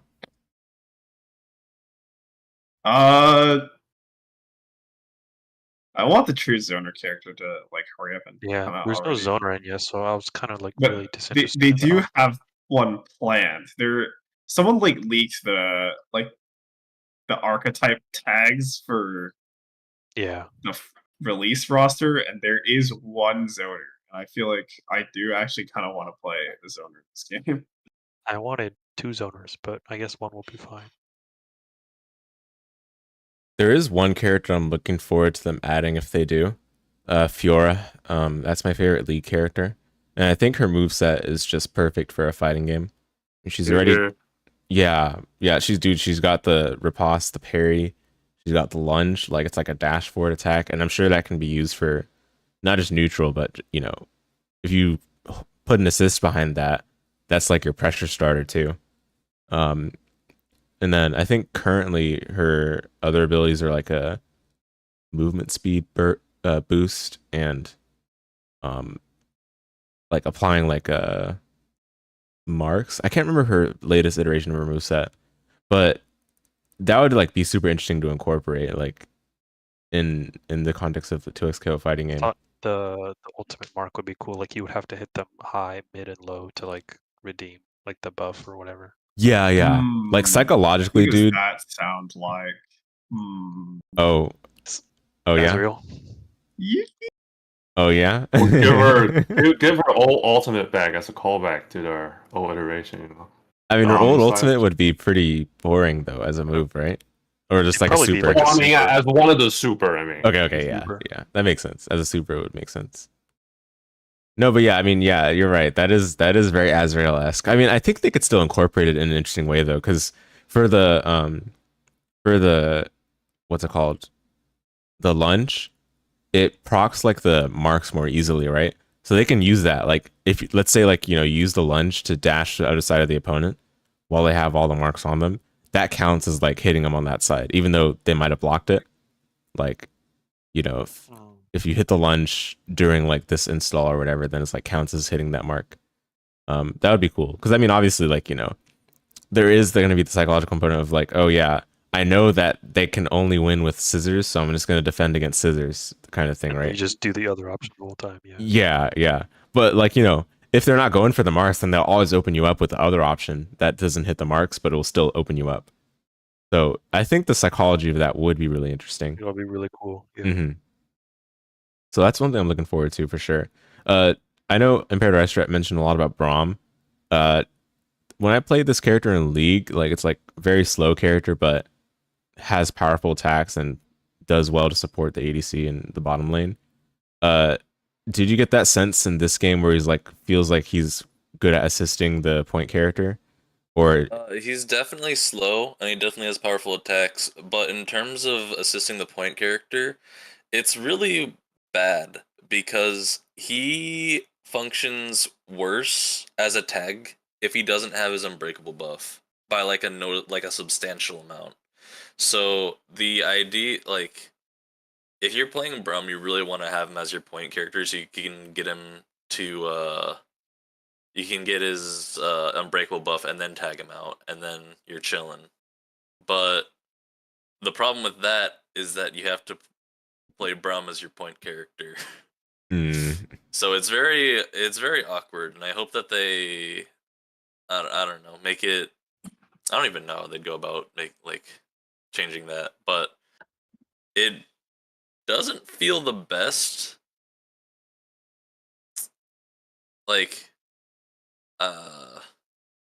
he feels very limited as a support like that, just because there's no ways for him to power up if he's in the back line, and on the front line he's also like weak without it. I see. Like you really, he's like a snowball character. If you can get going, then like you can overwhelm your opponent, but it's very hard to get started with him. Hmm. That's my general takeaway from him, at least. Yeah, it's a nice succinct conclusion. It seems that they'll have a lot of work to do with some of the characters they're going to reveal later. Like Braum was one of the later reveals, and it seems like he's going to have a lot more like kinks to iron out compared to the older characters like Yasuo and Darius. Speaking of which, I do want to talk about Darius next. Seems to be the popular pick of the alpha test. Is that so? I honestly think he's the strongest character in the alpha right now. Interesting. No joke. Yeah. I would Interesting. not say strongest character, but top 2 is pretty reasonable. Yeah. Top 1 would be who? Echo? Echo. I feel. I feel like But it could go either way. I feel like the top 2 spot goes between Darius and Yasuo, and then top 1 is Yeah. definitely Echo in my opinion. Hmm. Yeah, with the limited roster, it seems like it's a little easier to analyze and assess like the strengths of each character. I suppose in terms of the balancing work that the developers will have to take on, that makes it a little easier. But it also just makes the strengths of each character stand out even more if you're just talking about the competitive scene. The things I was seeing with Darius didn't seem too hard to achieve either. No, definitely not. He's a great character. Yeah, just locking them down. The assist just seems, I'm not gonna say free, but like the reward is just so strong. From what I was seeing in the FlyQuest tournaments. Wait, did we move on from Ari without talking about her assist at all? We can talk Oh, about the Ari. OTG? We can go back. No one's Yeah. talking right now. Go for it. What's up about Ari? Yeah, they're gonna nerf that assist. So it's like Marvel 3 Cold Star, like vanilla Vegeta assist. But it's also the only OTG assist in the game, and the damage is unscaled.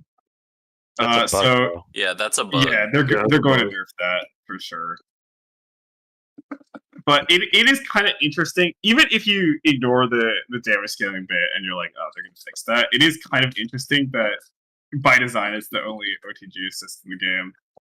Definitely enables a lot of stuff that's not possible with any other character, but we'll see if that's actually like worth it over playing something like freestyle instead, which seems to be really strong just for like any combination of characters, honestly.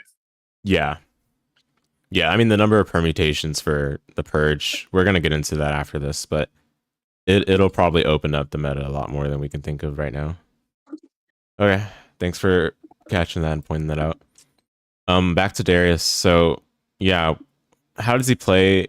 Do you think he's an interesting character? Would you guys play him on your teams? That kind of stuff.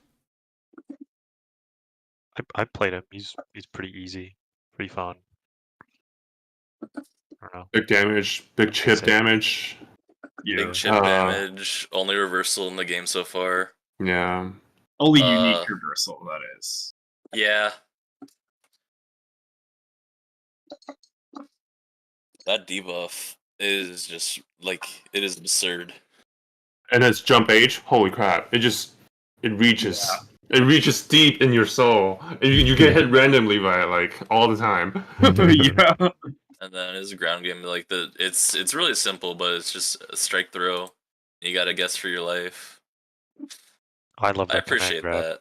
Command grab into throw into super into DHC super. That was my bread and butter. 1000% I playing saw him. some setups where you would use freestyle to actually, like, you would do Darius throw, and then Yasuo's stance would actually pick up off the OTG from the throw. I actually Yeah. did see that as well. I got hit by that a few times, actually. I got hit by it a few times, but it was like literally like 9 a.m. on the final day, like the final morning, and the game was like about to go down. I was like, I'm not learning this, man. There's literally no time. Now you gotta cram. Cram to play who? God? The Riot employees? Stop. You violated the law. Hand over your 2xK alpha. Yep. Okay. So yeah, it seems like Darius will be on the watch list for the next time the game's available to play. We'll see how his strengths change, if so. Echo's next. We've already touched on him a bit. Seems to be the strongest character, like the character with the most potential, the highest ceiling, which does matter a lot. If people can already see the potential, I mean, that's pretty easy to speculate that he'll be the best.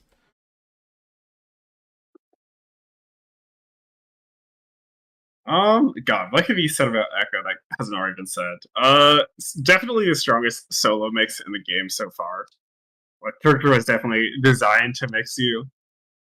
And it feels kind of obvious, like, from the get-go when you see all, like, the teleporting and cross-throughs and, you know, just the time bomb keeping you honest and wake up, even going as far to completely deny the universal wake-up option. Mhm. And his neutral definitely, like, he's definitely a stubby character, like probably the second stubbiest character, like next to Ari, or like in front of Ari. But like with his movement speed and with the way that his projectiles uniquely control neutral, definitely feels like his neutral is very strong. Mm-hmm. Yeah, I think they wanted to make this character like the blank canvas character of the game. So they just allowed a lot of freedom for him in his moveset, which for better or for I honestly worse. kind of hope they keep him like this, like in this state of just being like really good and like self-sufficient. Yeah. I mean, you know, just having a character available for people to really dive deep into in the training mode, I think that does a lot to boost the interest of the game for the hardcore players. So this is great to see. Will you guys be picking up Echo the next time the game becomes available to play? If you aren't already playing them. Definitely consider it. I tried him, but I'm still waiting for characters that fit my playstyle more because neither Darius or Echo really fit that. I was just playing them because I didn't want to play the other ones. Yeah, If it there's makes not sense. some changes to Braum, I might pick him up just because I saw some really cool setups. Okay. Makes He's sense. neat. All right, we'll keep Echo in mind for the next revision and availability of 2xKO. Then there comes Alawi. Oh yeah, Miss Green 50/50, fun stuff. Okay. Chris G cannot stop complaining about Lowy. Like complaining about playing against her or playing as against her, yeah. Definitely feel like the character with probably the weakest neutral in the game. That's just the way it felt to me. Not very fast. You pretty much are entirely reliant on S2 or like forward. Is it S2 or S1? I think it's 2. You're talking about the Yeah, neutral 2. move, right? Yeah, the Rekka, the one where she just like slaps you with the tentacle. It feels like she's mostly reliant on that move. Her buttons are not super great. And the reward off of like randomly hitting Rekka is definitely way bolstered by the Ari assist, so I'm like kind of biased in that regard. Mm-hmm. But yeah, I don't know. I don't know if they're going to even bother to try to fix the character's neutral. Maybe they'll like adjust her like tentacle moves so that they control. Like, you know, it's easier for her to like set them up because like right now she has to like actively engage with the opponent to like put them on the field like with one of her S2 moves. Like forward S2 spawns one. Wait, is it forward or neutral? Wait, I think I have my buttons mixed up. No.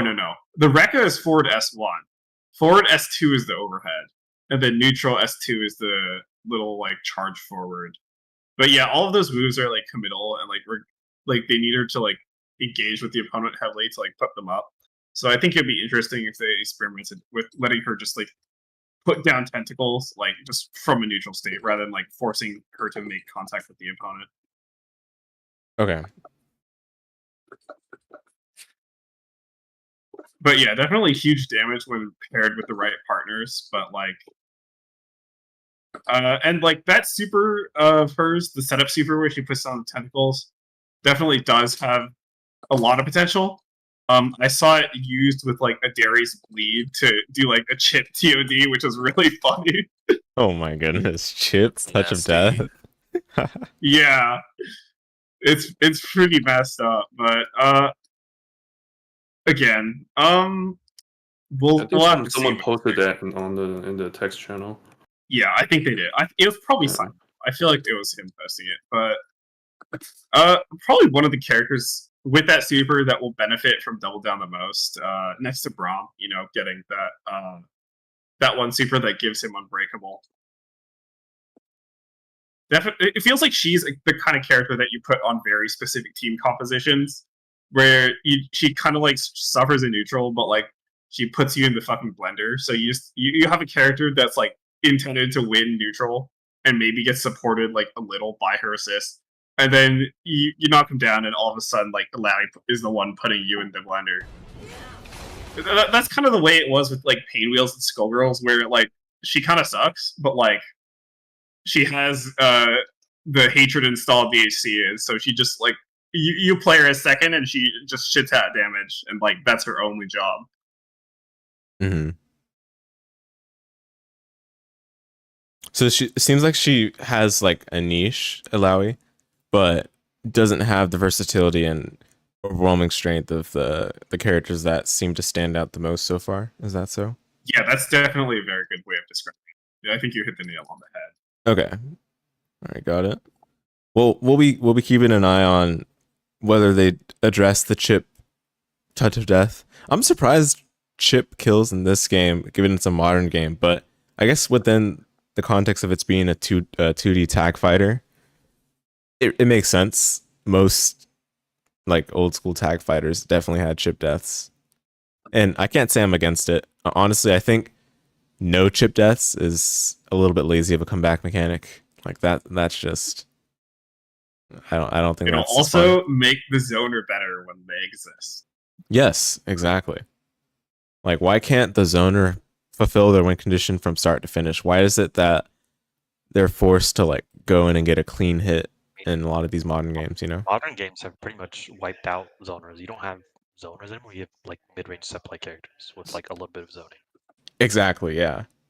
So yeah, this just allows for more opportunity for the different archetypes to shine in this game. So I'm a fan.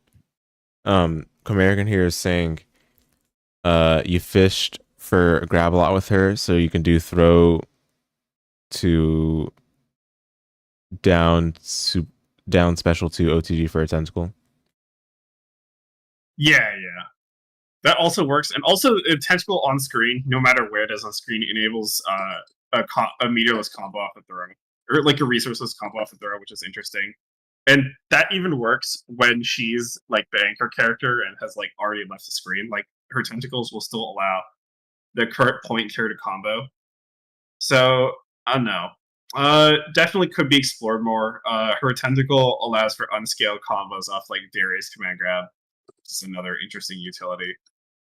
Again, this ties back into what you're saying about like her being sort of like a niche character that is probably going to be used for like really powerful synergy rather than just like, you know, her general appeal as a character. Mm-hmm. Okay. On to the last, Yasuo, a very popular character in League of Legends. Now I don't know if the same can be said in this game to XKO. Does that sound about right? Or Definitely not more popular than Darius. right? He was popular enough. Okay. I don't know. It actually felt like most of the characters were like decently well represented, even some of the ones that felt worse, like Braum or Elamvi. Yeah, I mean, given there's only like what 6 characters in the alpha. Characters. Yeah. Yeah.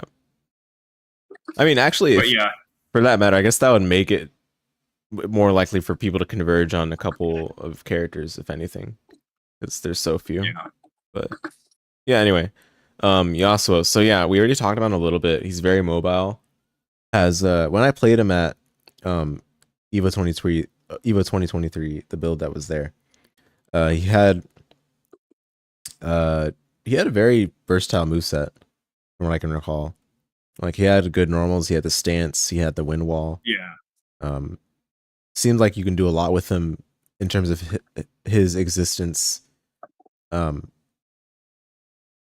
himself. Like I don't want to say solo because that's like, you know, solo does mean like something different in attack fighter, but basically what I'm trying to say is that he has like a very self-contained moveset.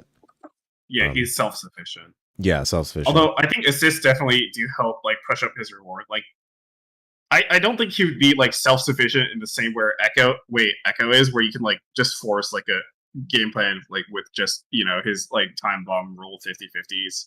Yeah. But I think his neutral is like really good with like the wind wall and like the stance and like, you know, the whirlwind that the like full screen stab the wind wall produces. But like definitely that's not like rewarding enough to be like a whole game plan on its own. And so like paired with a partner that can like help him convert off that sort of stuff, he becomes even stronger. Okay. Really fun character. I'm actually kind of surprised at how robust his moveset was. I thought he'd just be like a basic bitch, but he's pretty fun. It's hard for him to not be fun, given in League as well. Like he's like the famous, I guess.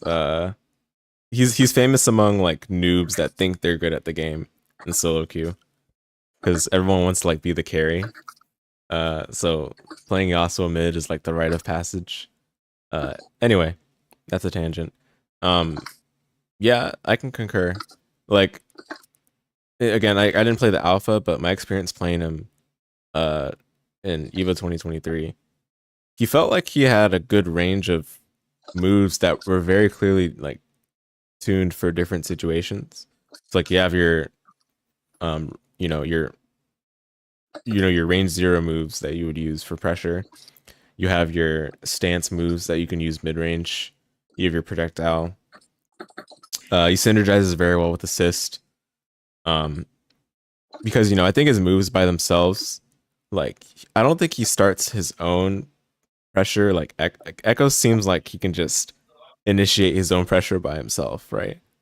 But yeah, for sure. Yasuo kind of needs a little bit of help, but he still, like, builds off of the help very well. He's able to make use of it. Yeah. That's definitely the way I felt. Now, in terms of his reward, I don't know if I can comment on that. Was the reward good? Like, did he have good Oki? Did he have good damage? Yeah, his combos always end in like that like sort of, you know, the air slashes and the vertical drop, which always results in this really consistent hard knockdown. So it feels like it's easy to generate Oki setups, especially because he has like baked in cross ups with like the forwards S1. If you charge it, it's a cross up. And the air S1, if you charge it, is also cross up. So it feels like it's going to be really easy to set up similar situations if you have assist available and just go from there. Okay. It's definitely feels like it's going to be a lot less oppressive solo, because really the only mix up you have is doing stance and then either going for cross up or not going for cross up. Yeah. But with a partner, it's definitely going to be really strong. All right. Any of the rest of you thoughts on Yasuo? I tried to jump in at him and he killed me. He's pretty good. Yeah, his airs are really good, but I think his ground and neutral is a little weaker compared to some other characters. Okay. I agree. He has some really nice buttons though. Well, is he a character you feel like he'll be playing neutral often with? Because he moves really well and he has good initiation with assist. No, I'm not saying he's good at assisting, but like you call the assist and then you try to go in. It seems like he builds well off of that.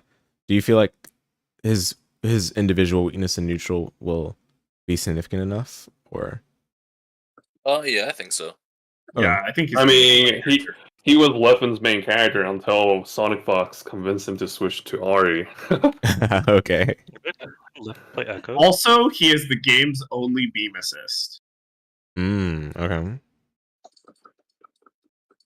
Or like if you have like freestyle, you can like call the wind barrier, tag to him, do the full screen stab, and then tag back, and you can buy it like neutral, and for relatively low commitment, Oh wow, yeah. as long as you're playing freestyle. Which, since the character doesn't really have good assists, I think it's fine for him to just play freestyle no matter who he's paired with. That makes sense. Yeah. Yep. Yeah, come in, American, if you're available. Please do. Yeah. Okay, so yeah, Yasuo. It sounded about like how it sounded in the EVO 2023 build. It didn't seem like they changed things for him individually. So it was a matter of how other things changed, like the mechanics of the system or the other characters in the game. Which, obviously those things do matter for a character like him, but in terms of whether people will play him or not, it seems like he'll be fine, like in terms of the balance and popularity. So that's good. Okay. We've gone through all the characters. Anything else before we move on to the last thing, which is the purges? You mean with fuses? Or I said yeah, fuses. I'm so sorry. Yeah. Oh my goodness. Okay. I think that's about all we've got. Yep. Okay. So the fuses, these are the metagame aspect of 2XKO. It's the game outside of the game. Mm-hmm. I don't know if there's a page for this, so I'll just pull up something random and we can start talking about it. So, what are the different fuses, guys? What do we got? Okay, so we got Pulse, which is auto combo. We got 2 times assist, which is fairly self-explanatory. You can call assist 2 times or a second time while it's out on the screen. We have the one that allows you to DHC. We have freestyle, which allows you to do handshake tag twice while the assist is out on the screen. And then we have Fury, which for each character, when they get below 40%, they get a damage buff, and they can do a dash cancel once. Okay. And it seems like everyone's opinions on the fuses converge to the freestyle. Is that so? Yeah, freestyle is really good. 2x assist is really good. I think they all serve a purpose except Fury. I think Fury is definitely underused. Yeah, Fury. There's like very, very specific team setups that make the best use out of it, but other than that, it seems really niche. Did any of you experiment a lot with any of the fuses outside of freestyle? Like, I use double down for the majority of my play time, but I ended up near the latter half switching to 2 times tag because I was having trouble locking down my opponents with my specific team comp. So just having like more plus frames and like mixed opportunities is really made up for that. But the double down also it mostly felt pretty good. You definitely have to lab the super combinations because a lot of them can and will drop at the worst possible times if you don't like properly delay them. Which I think could be streamlined to be better. Yeah, that was definitely an issue in duos where people would just DHC at the wrong time and just get fucked. Yep. Yeah, you gotta lab that shit. It has to be the person in the back that calls the DHC. Mm-hmm. Yeah, I played 2x assist with Ilawi Ari just so I could do the stupid damage. And then I played exclusively freestyle with Yasuo Darius. And then I'd like to say again, or not again, but when I was playing casually with like just a few of my non-fighting game friends, that they really enjoyed the 2 times assist just because they felt like they could participate more in the matches and they weren't just watching. Like they felt like they had more of a hand in like actually affecting the flow of the fight. And I think that's a pretty like important factor in terms of all these fuses that a lot like we wouldn't necessarily think about. I mean that goes same for what is it? Pulse? Freestyle, right? Oh well. Because you can handshake tag twice. Freestyle's definitely hard to coordinate though, because Yeah. since you switch characters both times, like it has to be both people like coordinating the tag. Yeah, like for duels, double tag and double assist are just pretty much scrambles right now, unless they're really coordinated. Double assist is a lot easier to use though, for Yeah, sure. double assist, you just press the button. It's like I feel like it's easier to have a positive impact as someone who doesn't play fighting games if like you're just pressing a button as opposed to like, oh my god, I got tagged in. How do I open this person up? What am I doing? Like I get like in a pro scene, I definitely like freestyle is just awesome, but like playing like with your friends, I feel like it's a lot harder to utilize effectively at this state of the game. Hey, Kamarican just joined us. Hey, welcome in. Do you have any thoughts on the Greetings from fuses? Korea. Oh yeah. Any thoughts on what? Metagame or Fuse? Yeah, either one. I mean, fuses is part of metagaming, but whatever comes to mind with this. The one I played the most was Handshake. It's called. That's DHC. That's one I played the most. I played mostly Braun and Darius. Another team I played was Ilawi Ari. That was 2 times assists though. You probably wonder why. But I think Handshake was the easiest to implement because DHC is something that's in all the tech fighters I played. Skullgirls, Dragon Ball Fighters, Marvel. It's all in those. So I thought Handshake was easy to implement. The more I played, the more I realized my neutral game was lacking because I should have 2 times assists or freestyle. If I see a Yasuo with freestyle, I'm cooked. So I have to make the best of that. But as a neutral, I was like in a kind of a scramble. But if I get the hit, I'm cooking. I do a bunch of damage, and then it leads to a potential win condition with Unbreakable Brawn with a buff, or the debuff with Darius giving him bleeds chip damage. But in terms of neutral, I was stuck. But yeah, with duos doing 2 times assists felt pretty nice because I always knew like my partner would back me up doing 2 times assist, or I would do my service of doing 2 times assist. So that always felt quite rewarding. However, I tried doing freestyle assists but it might play Yasuo. I don't know how to implement it. I understand the concept of it, but on the fly, it is quite challenging to implement it on the fly. So yeah, I do like these fuses a lot. I've only lapped like 2 times assists and handshake. I didn't lap freestyle, nor did I lap Fury because I thought Fury would be. I just didn't really fit my playstyle. I think the 40% health thing and all that felt a little gimmicky, and I thought maybe they should just include dash cancels and have dash cancels, but then without the 40% health requirement. So it's keep dash cancels, but then at 40% health you get like the health buff, the buff of doing more damage and all that. That's what I think. Yeah, interesting. Yeah, thanks for sharing that. Do you guys have any thoughts on Fury specifically? How it can be changed? Or even anything else that American just said? Maybe they could allow it so you have more dash cancels. Actually, it feels kind of like a Street Fighter V situation where you stock your 3-bar V trigger and then you get one really broken cancel and like that's it. Like a lot of people did like sweep trigger or like fireball trigger, and people were like, "What the fuck? Why can you just do fireball trigger? That's so broken." But no, here it's really underwhelming because all the other mechanics are like available like pretty much all the time.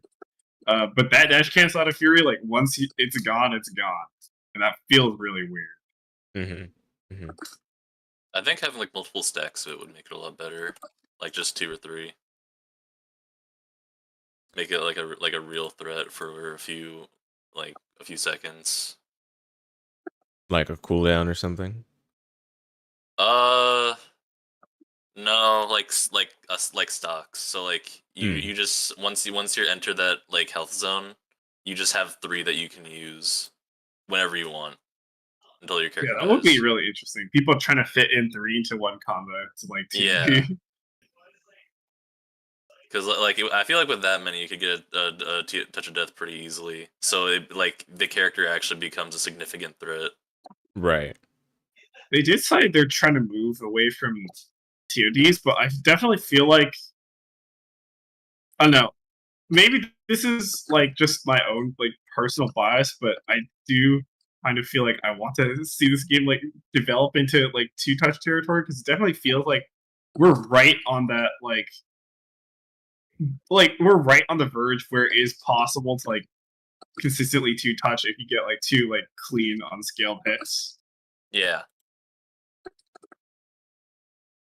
So if they're like trying to stray away from like oh you got touched once your character dies, then definitely like 2-touching is the next natural step.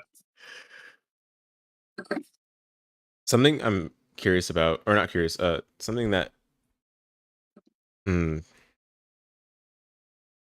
something I still want to see them like mature more in the game, or I want to see mature more in the game, is their philosophy on meaningful interactions per round. I think that's something that a lot of developers need to put like an exact number on or an exact feeling associated with it to see the game and the game's meta move forward in a meaningful way, especially as more patches are applied.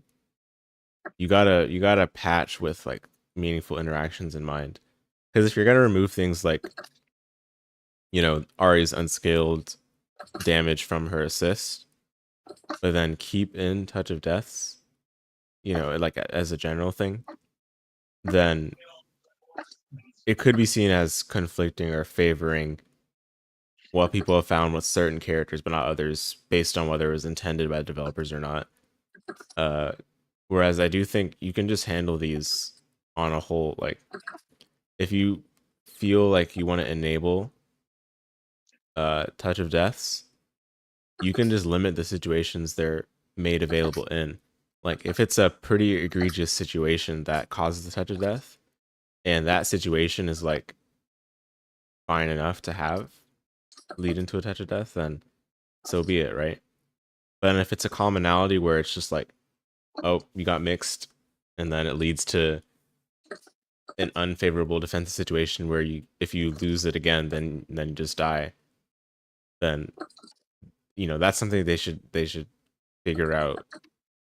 In my opinion, in Marvel 3, a lot of the interactions you have in neutral are beautiful to watch, and pretty much it just gets uninteresting the minute the hit is taken, right?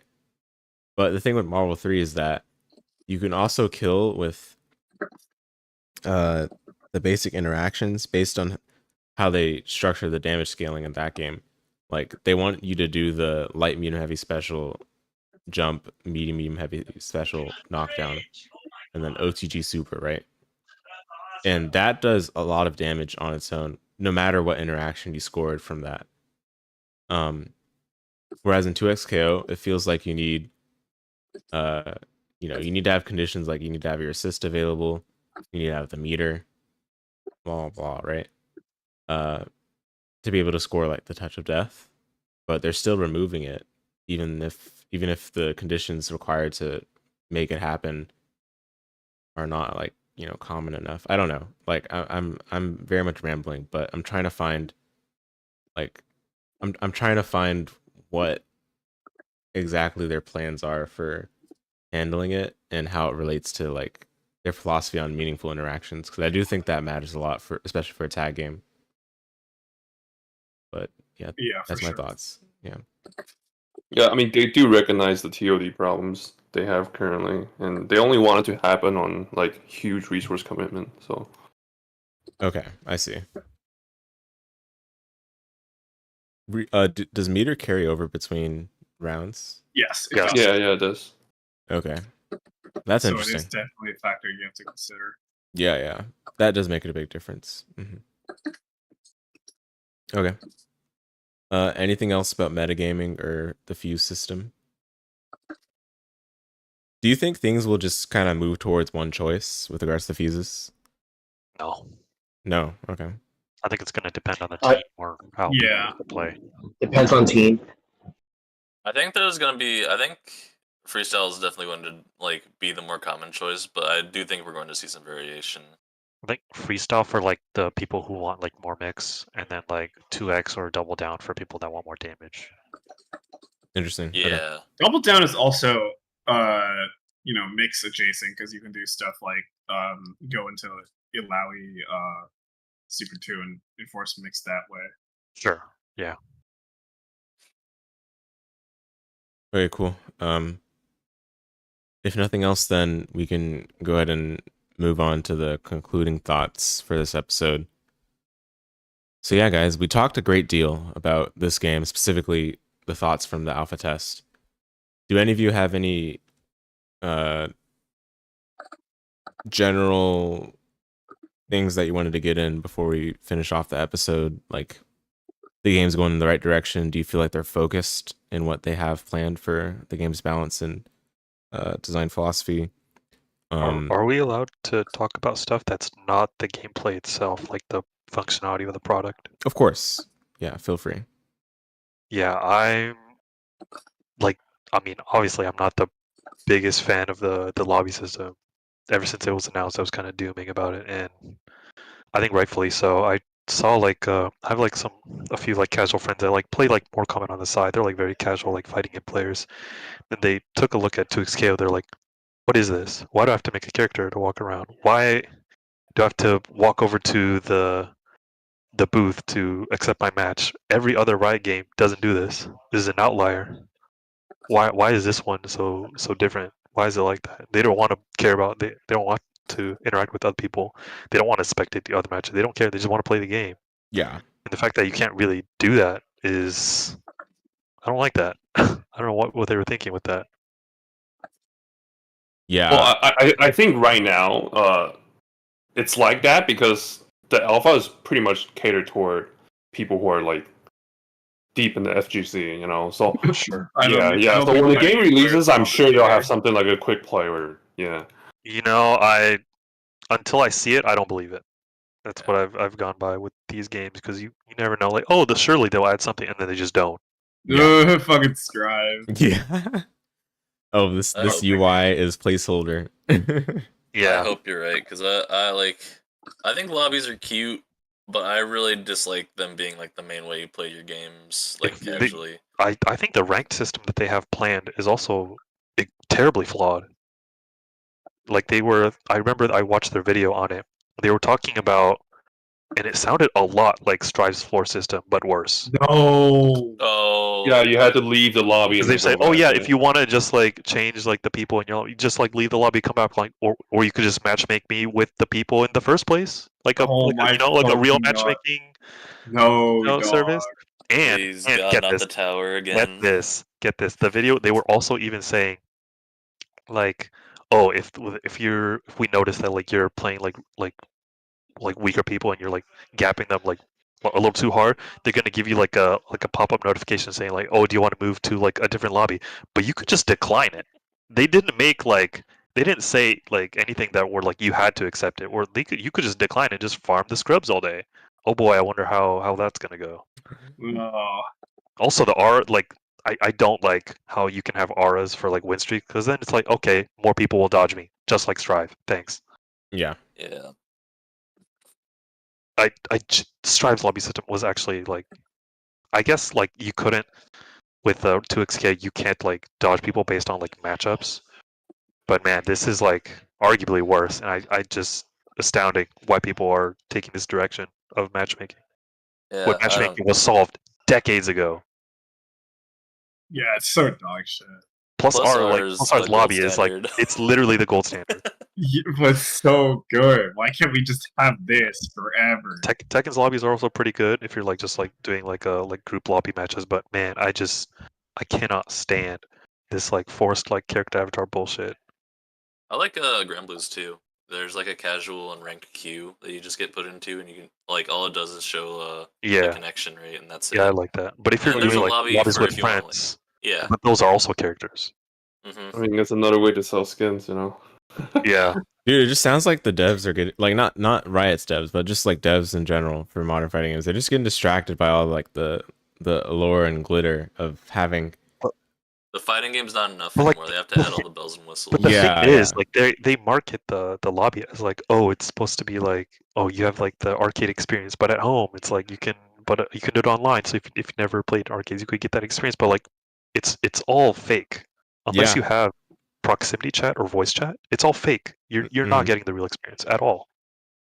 So it's just it's fake. An It's excuse. not real. You're lying. You're lying. You I- don't want that. You don't actually want the arcade experience at home. You're just trying to sell skins and avatar costumes. Yep. I find like the plus bar lobbies be more of the arcade feeling rather than like you Yeah, know Yeah, you because just you can go match with through, Avatar. literally anyone you in play there it. at like Yeah, literally anyone. Yeah, I mean, things like Granblue as well, but plus bar is just so quick, man. Yeah. You go away, get in the game, you're out. Like holy moly! Yeah. Also, That'll there's take no some time. ability to turn off like the spectate feature. Like you're always going to be spectating someone in the lobby, like on the front screen, or like if you're close to a booth. I'm like, is there a setting to turn off? I look for that in the settings, and there isn't, which is a huge problem. Because I don't want to see like other people's match. I just don't care. Yeah. And it's This like, is also oh, kind of a minor thing, but I really, really, really hope that they fix a lot of the bugs for like the menus and controller, because that was obnoxious. Like I wasn't able to play for like the first 2 or 3 days of the beta just because I didn't like connect the dots and realize that you have to exit Steam in order to have your controller not bug out yeah. on the main menus. I'm sure they'll iron that by release, but I think there was like a small, oh yeah, just on another note, a small like QoL issue is that once you select training mode and you're like in character select for training Oh mode, yeah, you can't and then back you out, which you is can't really back stupid. out. My friend was like, he like sent me a DM, was like, oh, let's play. I'm like, oh, I just booted into training mode character select. Let me just back out real quick. You can't. You have to load all the way in and then go back out. Yep. Just kind of a pain in the ass. Also, you can't. I tried doing this earlier, but you can't exit out of the tutorial at the moment. You have to finish the whole thing before you get sent back to the main menu. There's no quick Seriously? select in training Yeah. mode either. That's so dumb. Like I was in training mode, and I was like, okay, I like these two characters. Let me mess around with like a couple fuses, but you have to go all the way back to character select just to choose a fuse, and then go all the way back in. Yeah, just a few clunky UI decisions. Yeah, So quality of life that surely will be added. I later don't know. Yeah, surely, I Fingers just really crossed. I can't like understand why they didn't include quick select. Like this is a basic feature every other fighting game has right now. Yep. I Honestly, don't care if it's an alpha. Oh, it's an alpha. I'm like, you have the rest of the training mode in there, so you're Yeah. just gonna omit one feature? Come on. I'm just baffled. Like we've gone so backwards with quality of life. Like I've been playing a couple of retro fighting games like the past couple months, like um Blaze Blue Continuum Shift Extend. They allow you to see which color palettes you have for the characters at character select without needing to go through like any other different menus. So like you can see the different color palettes before you select your character, which means you don't have to, like, let's say go to options menu, then go to color edit, like some other games have. I know KOF 13 has that. But now we're like, and you can say those things are inconsequential or don't matter, right? But there are other games that will go above and beyond to make like colorful lobbies that allow you to have interaction, quote unquote, with other people that are also in the lobbies, but then won't have like stuff like selecting the background music within training mode's options menu, or being able to set your buttons at character select when you're playing in versus mode. Those things do matter for like making the game like feel good, because the one goal you want to have with fighting games or like any multiplayer game is to get people playing for like as long as for like long sessions, right? Because long sessions are fun in theory, right? I'm just proposing like a hypothetical here, but the faster you get a person to the next match, the more they'll have like the more likely they'll have to have a longer session, like Yup. playing online, right? So You do that. These precious few seconds matter. Yes. Yeah. Tekken 7, long load times. It's Oh just my, awful, that dude. is the reason why I didn't play it. Yes. I liked everything else about the game, but the fact that there was no instant rematch, I just said this is unplayable. Yeah, it is legit. And the load times are just horrendous. Even in even in offline versus, they're not that good. Yeah. But yeah, it's just like the faster you get them to the next match, that's gonna give them a higher chance of enjoying the gameplay, which is what matters the most, right? And then everything else is just aesthetic. I'll criticize like the lobbies, like, oh, it takes like you have to like walk over to the cabinet. That takes like a few seconds to do that, and they're like, oh, but like it's just a few seconds. But like you're not seeing the bigger picture. If we're playing these for hours and hours and hours, those seconds add up. You know what I mean? Yeah. Those seconds add up to minutes. Those minutes add up to hours. And like you're just wasting, just walking around to your lobby when you could have just pressed a button to matchmake or press a button to accept your match. Even Strive lets you like teleport to empty cabinets. Mm-hmm. There's Let's also see if we another have problem that. with that right now. Like the intros sometimes are not like I think they have to like You'll sync skip you up. They have to They sync don't you feel up before you can skip it. They say like, oh, you have to press S1 and S2, and you have to hold it down. I'm like, why couldn't I just press one button to skip the intros, like every other fighting game? Yeah. You can do that in the I have training mode immediately. So I think there's some kind of I have a like question. Yep. What's up? So, have you guys ever experienced like a double tap thing where it's like, oh, I press one button, but it's inputted twice? No. Have you guys experienced that before? No, I haven't gotten that. Oh, I actually no, I did get that. Whenever I played the game with Steam open. Oh, that makes sense. Okay, I probably should have seen closer. It wasn't during gameplay; it was only during like menu stuff. I am not a super big fan of what the menu is right now, but it's alpha. I shouldn't be too concerned about the UI and all that. Yeah, that specifically happened to me when I had Steam open while running the game. As soon as I closed it, most of the problems were fixed. Got it. I had to use my keyboard to navigate through the UIs to the menus because I was using DS4 wirelessly. Oh no. A little interesting. Like I had to disable my PlayStation controller support on Steam before I could like do anything with my controller in. Have you guys in the game. have any friends where they were like, my controller does straight up not work with the game, therefore I am not able to play this? I had a friend that had that problem, but he just restarted his computer a few times, and eventually it's kind of sorted itself out. Yeah, I just told him to exit Steam, and it worked. So, oh yeah. Oh my god, there was something I wanted to add to the conversation we had before we talked about the menus, and I can't remember it now. It's killing me. Ah man. Before menus, we talked about the lobbies, the training mode options. What else was there? Does that ring a bell? I don't think so. Damn, it's lost forever. Oh well. Okay. Yeah, but if it comes back to you, like maybe if it comes back to you after the episode, feel free to add a comment and we can see where the discussion goes. Yeah. One thing I was gonna say, Uni 2 added as a feature to, I believe it's on all versions of the game. I was gonna say PC, but I think it's on all versions, where you can set the game to quick launch when you boot it up. Quick launch to training mode, quick launch to network mode, quick launch to trials. It's so good. SF6 has that too. Yeah, it's actually so good. Like, believe it or not, if you're just like a few times when I was playing Uni 2 when it first released, I woke up on a work morning, played it for a little bit, and then I'm like, okay, now time to get ready for work, right? The time you save by like just booting up and going straight to training mode is like actually ridiculous.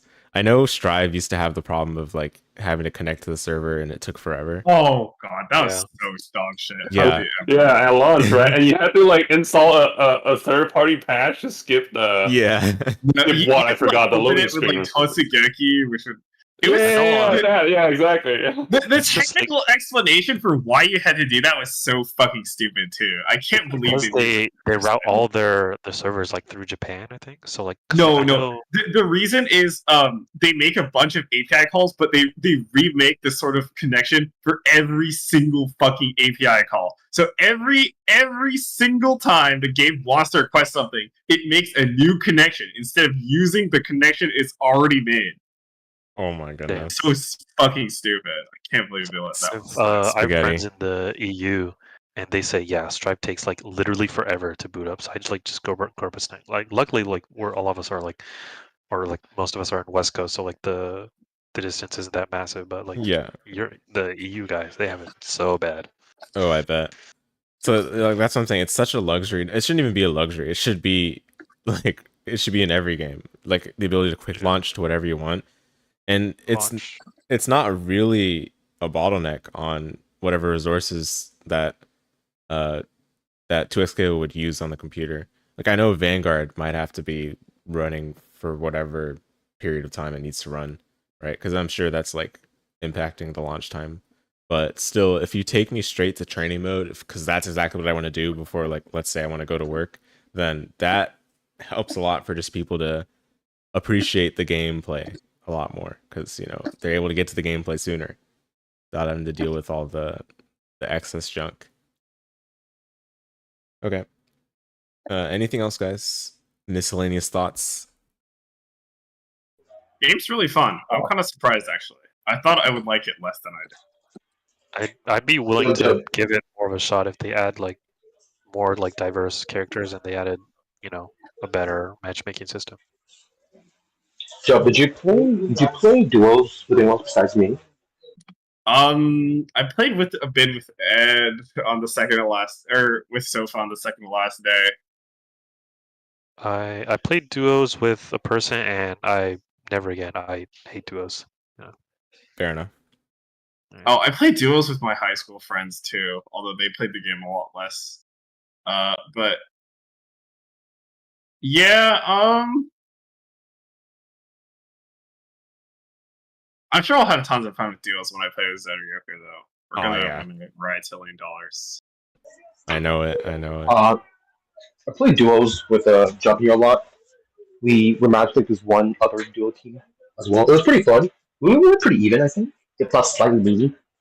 But overall, like the things we did was like really within our chemistry. It's absurd, like just how much potential it has to have duos, call each other out. Yeah, it's really fun when you get going. I don't see the vision. I don't know. Like extra communication you just don't have to do if you're playing solo. Hop on Tekken Tag too. Yeah, I mean, I honestly feel that solo is stronger than duos right now, but we'll see how it goes. Apparently, the lead character director said there are things to be developed with duels, but I don't see it. I don't personally see it. Okay. Come back to that one, I guess. I have a last thought. Or I guess a last question to pose to you guys. Recently Riot had layoffs to quite a few of their teams. Or I shouldn't say a few of their teams, but like quite a few of their employees on a number of teams. So that being said, this game has a lot riding on it. It needs to be pretty successful in order for Riot to, recoup all the necessary funds they need for other things that they have going on concurrently. Do you guys think this will be a hit? Do you guys think this will be the hit Riot needs? Before we get into that, I'm actually surprised because the team is staffed right now, but we're still lacking on so many departments like quality of life and I think it's because they're old fighting game players. Yeah, but I don't know. You assume they have different teams for different kind of stuff, right? Yeah. Yeah. You have the old FGC heads working on the balance, the gameplay, etc. But they should have they obviously should have another team working on like quality of lives, UI, UX, etc. But we don't see that in the alpha right now. That's very surprising. They need someone outside of fighting games to actually do the UI because I don't trust and they're staffed. They're staffed. There's only like one position available right now. Yeah. Because old head fighting game players, they don't really play anything besides fighting games, so they don't really. They I don't know. Their vision's very limited in terms of the grand scope of what gaming is right now. Yep. Well said. Yeah, definitely. I can see this popping off even without any changes to the gameplay, but the game needs a really good structure built around it. That's what we have to see. It's definitely not good this alpha. I think it depends. You can have a great game that's really fun to play, but completely fails, or you can have a completely dogshit game, but it's very successful. Riot has both of those. Yeah, League of Legends and Legends of Runeterra are are those examples where Legends of Runeterra is like a great game, but because it was so good, it was so free to play friendly, that they just actually like ironically couldn't monetize it enough, and then they just stopped support of it, the multiplayer. Yeah. But League of Legends is like, just look at that. I don't even have to say anything. I think everyone knows what I'm talking about. But like still their gangbuster moneymaker. Yep. It's all in the monetization. I think it'll be the buzz, like for longer, like compared to like other tech fighters, obviously. Mm-hmm. But I don't see it becoming as successful as your other titles, like as your Street Fighters, as your Tekkens. I mean, looking at next year, the competition's pretty hot. Yeah. Yeah, the competition's pretty hot next year. I mean, we've got the new Fatal Fury coming out next year. Right, we got City of the Wolves. We got I was actually checking out a lot of like Reddits. A lot more people are actually more excited, like me, myself included. A lot more excited for City of the Wolves. Oh yeah, SKO. Yeah. Yeah, they thought that they would have no competition going into this year, but SNK, no, they stepped it up. I mean, we look at the product they're putting out. Riot and SNK are on the same levels of competition, to be honest. I mean, that's high praise for SNK, I would say. No, that's not what I meant. No, okay. For fighting games, though, you get what I mean. Okay. For fighting games, I just if you're talking about it in terms of like, I don't know, in sales, I guess, then yeah.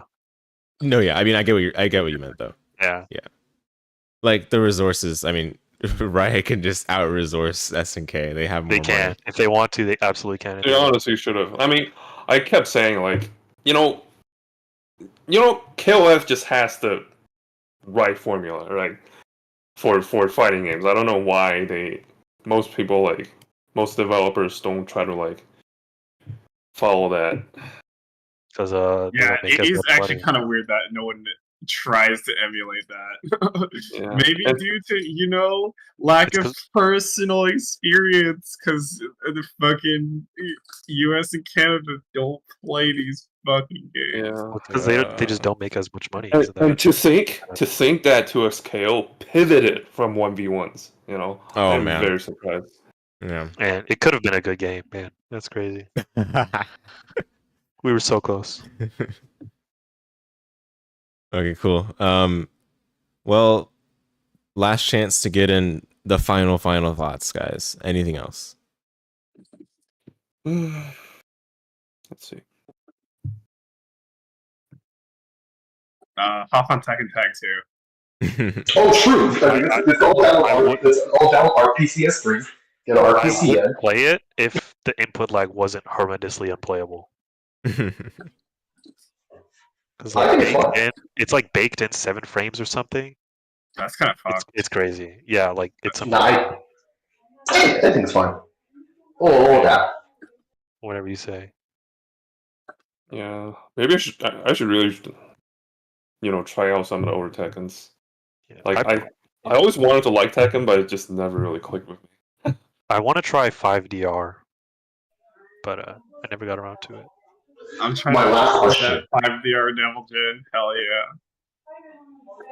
Well, my last question. A bunch of my friends, since this is their first tag game, 2XK was their first tag game, and they're asking me, like, which tag game should I play to prepare for 2XK? Where they mean by that. I'm going to echo what Sonic Fox says. It would be Skullgirls. Hashtag play Skullgirls. Yeah.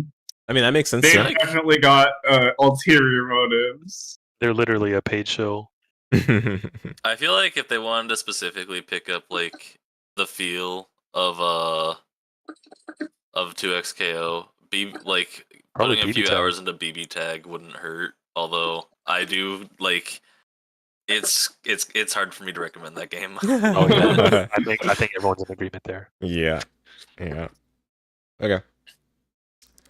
All right, cool. Yeah, we talked about a great deal, guys. I really appreciate the conversation. I think we went quite deep. It's very hard to extract this much, content, I guess, out of one game that just only had an alpha with 6 characters. But I think we did a great job. Okay. Well, yeah, with that being said, thanks to everyone that tuned in to watch episode number 23 of Ursine Combo Lab Audio. The topic we covered today was the 2xKO in the context of its alpha and the previous builds that were available to play. This has been Cruci Drive. The fellows that joined me here were Impaired Rice Rat, Frau Frau, American Blues, Rig Jace, and Jojub. Thanks to all of you that joined. And, Thanks for having us on. Oh Yep. yeah, no, absolutely. Mm-hmm. Yeah. And yeah, we'll be doing some more episodes in the near future. So look forward to them. Have a good one, folks. Thanks for watching. Yeah, it'd definitely be fun to do another one of these after. Presumably, they're going to have an open beta too, so it'd be fun to revisit this topic and see what changed. Yeah, we can do like a time capsule. Okay. Farewell, folks. Bye bye.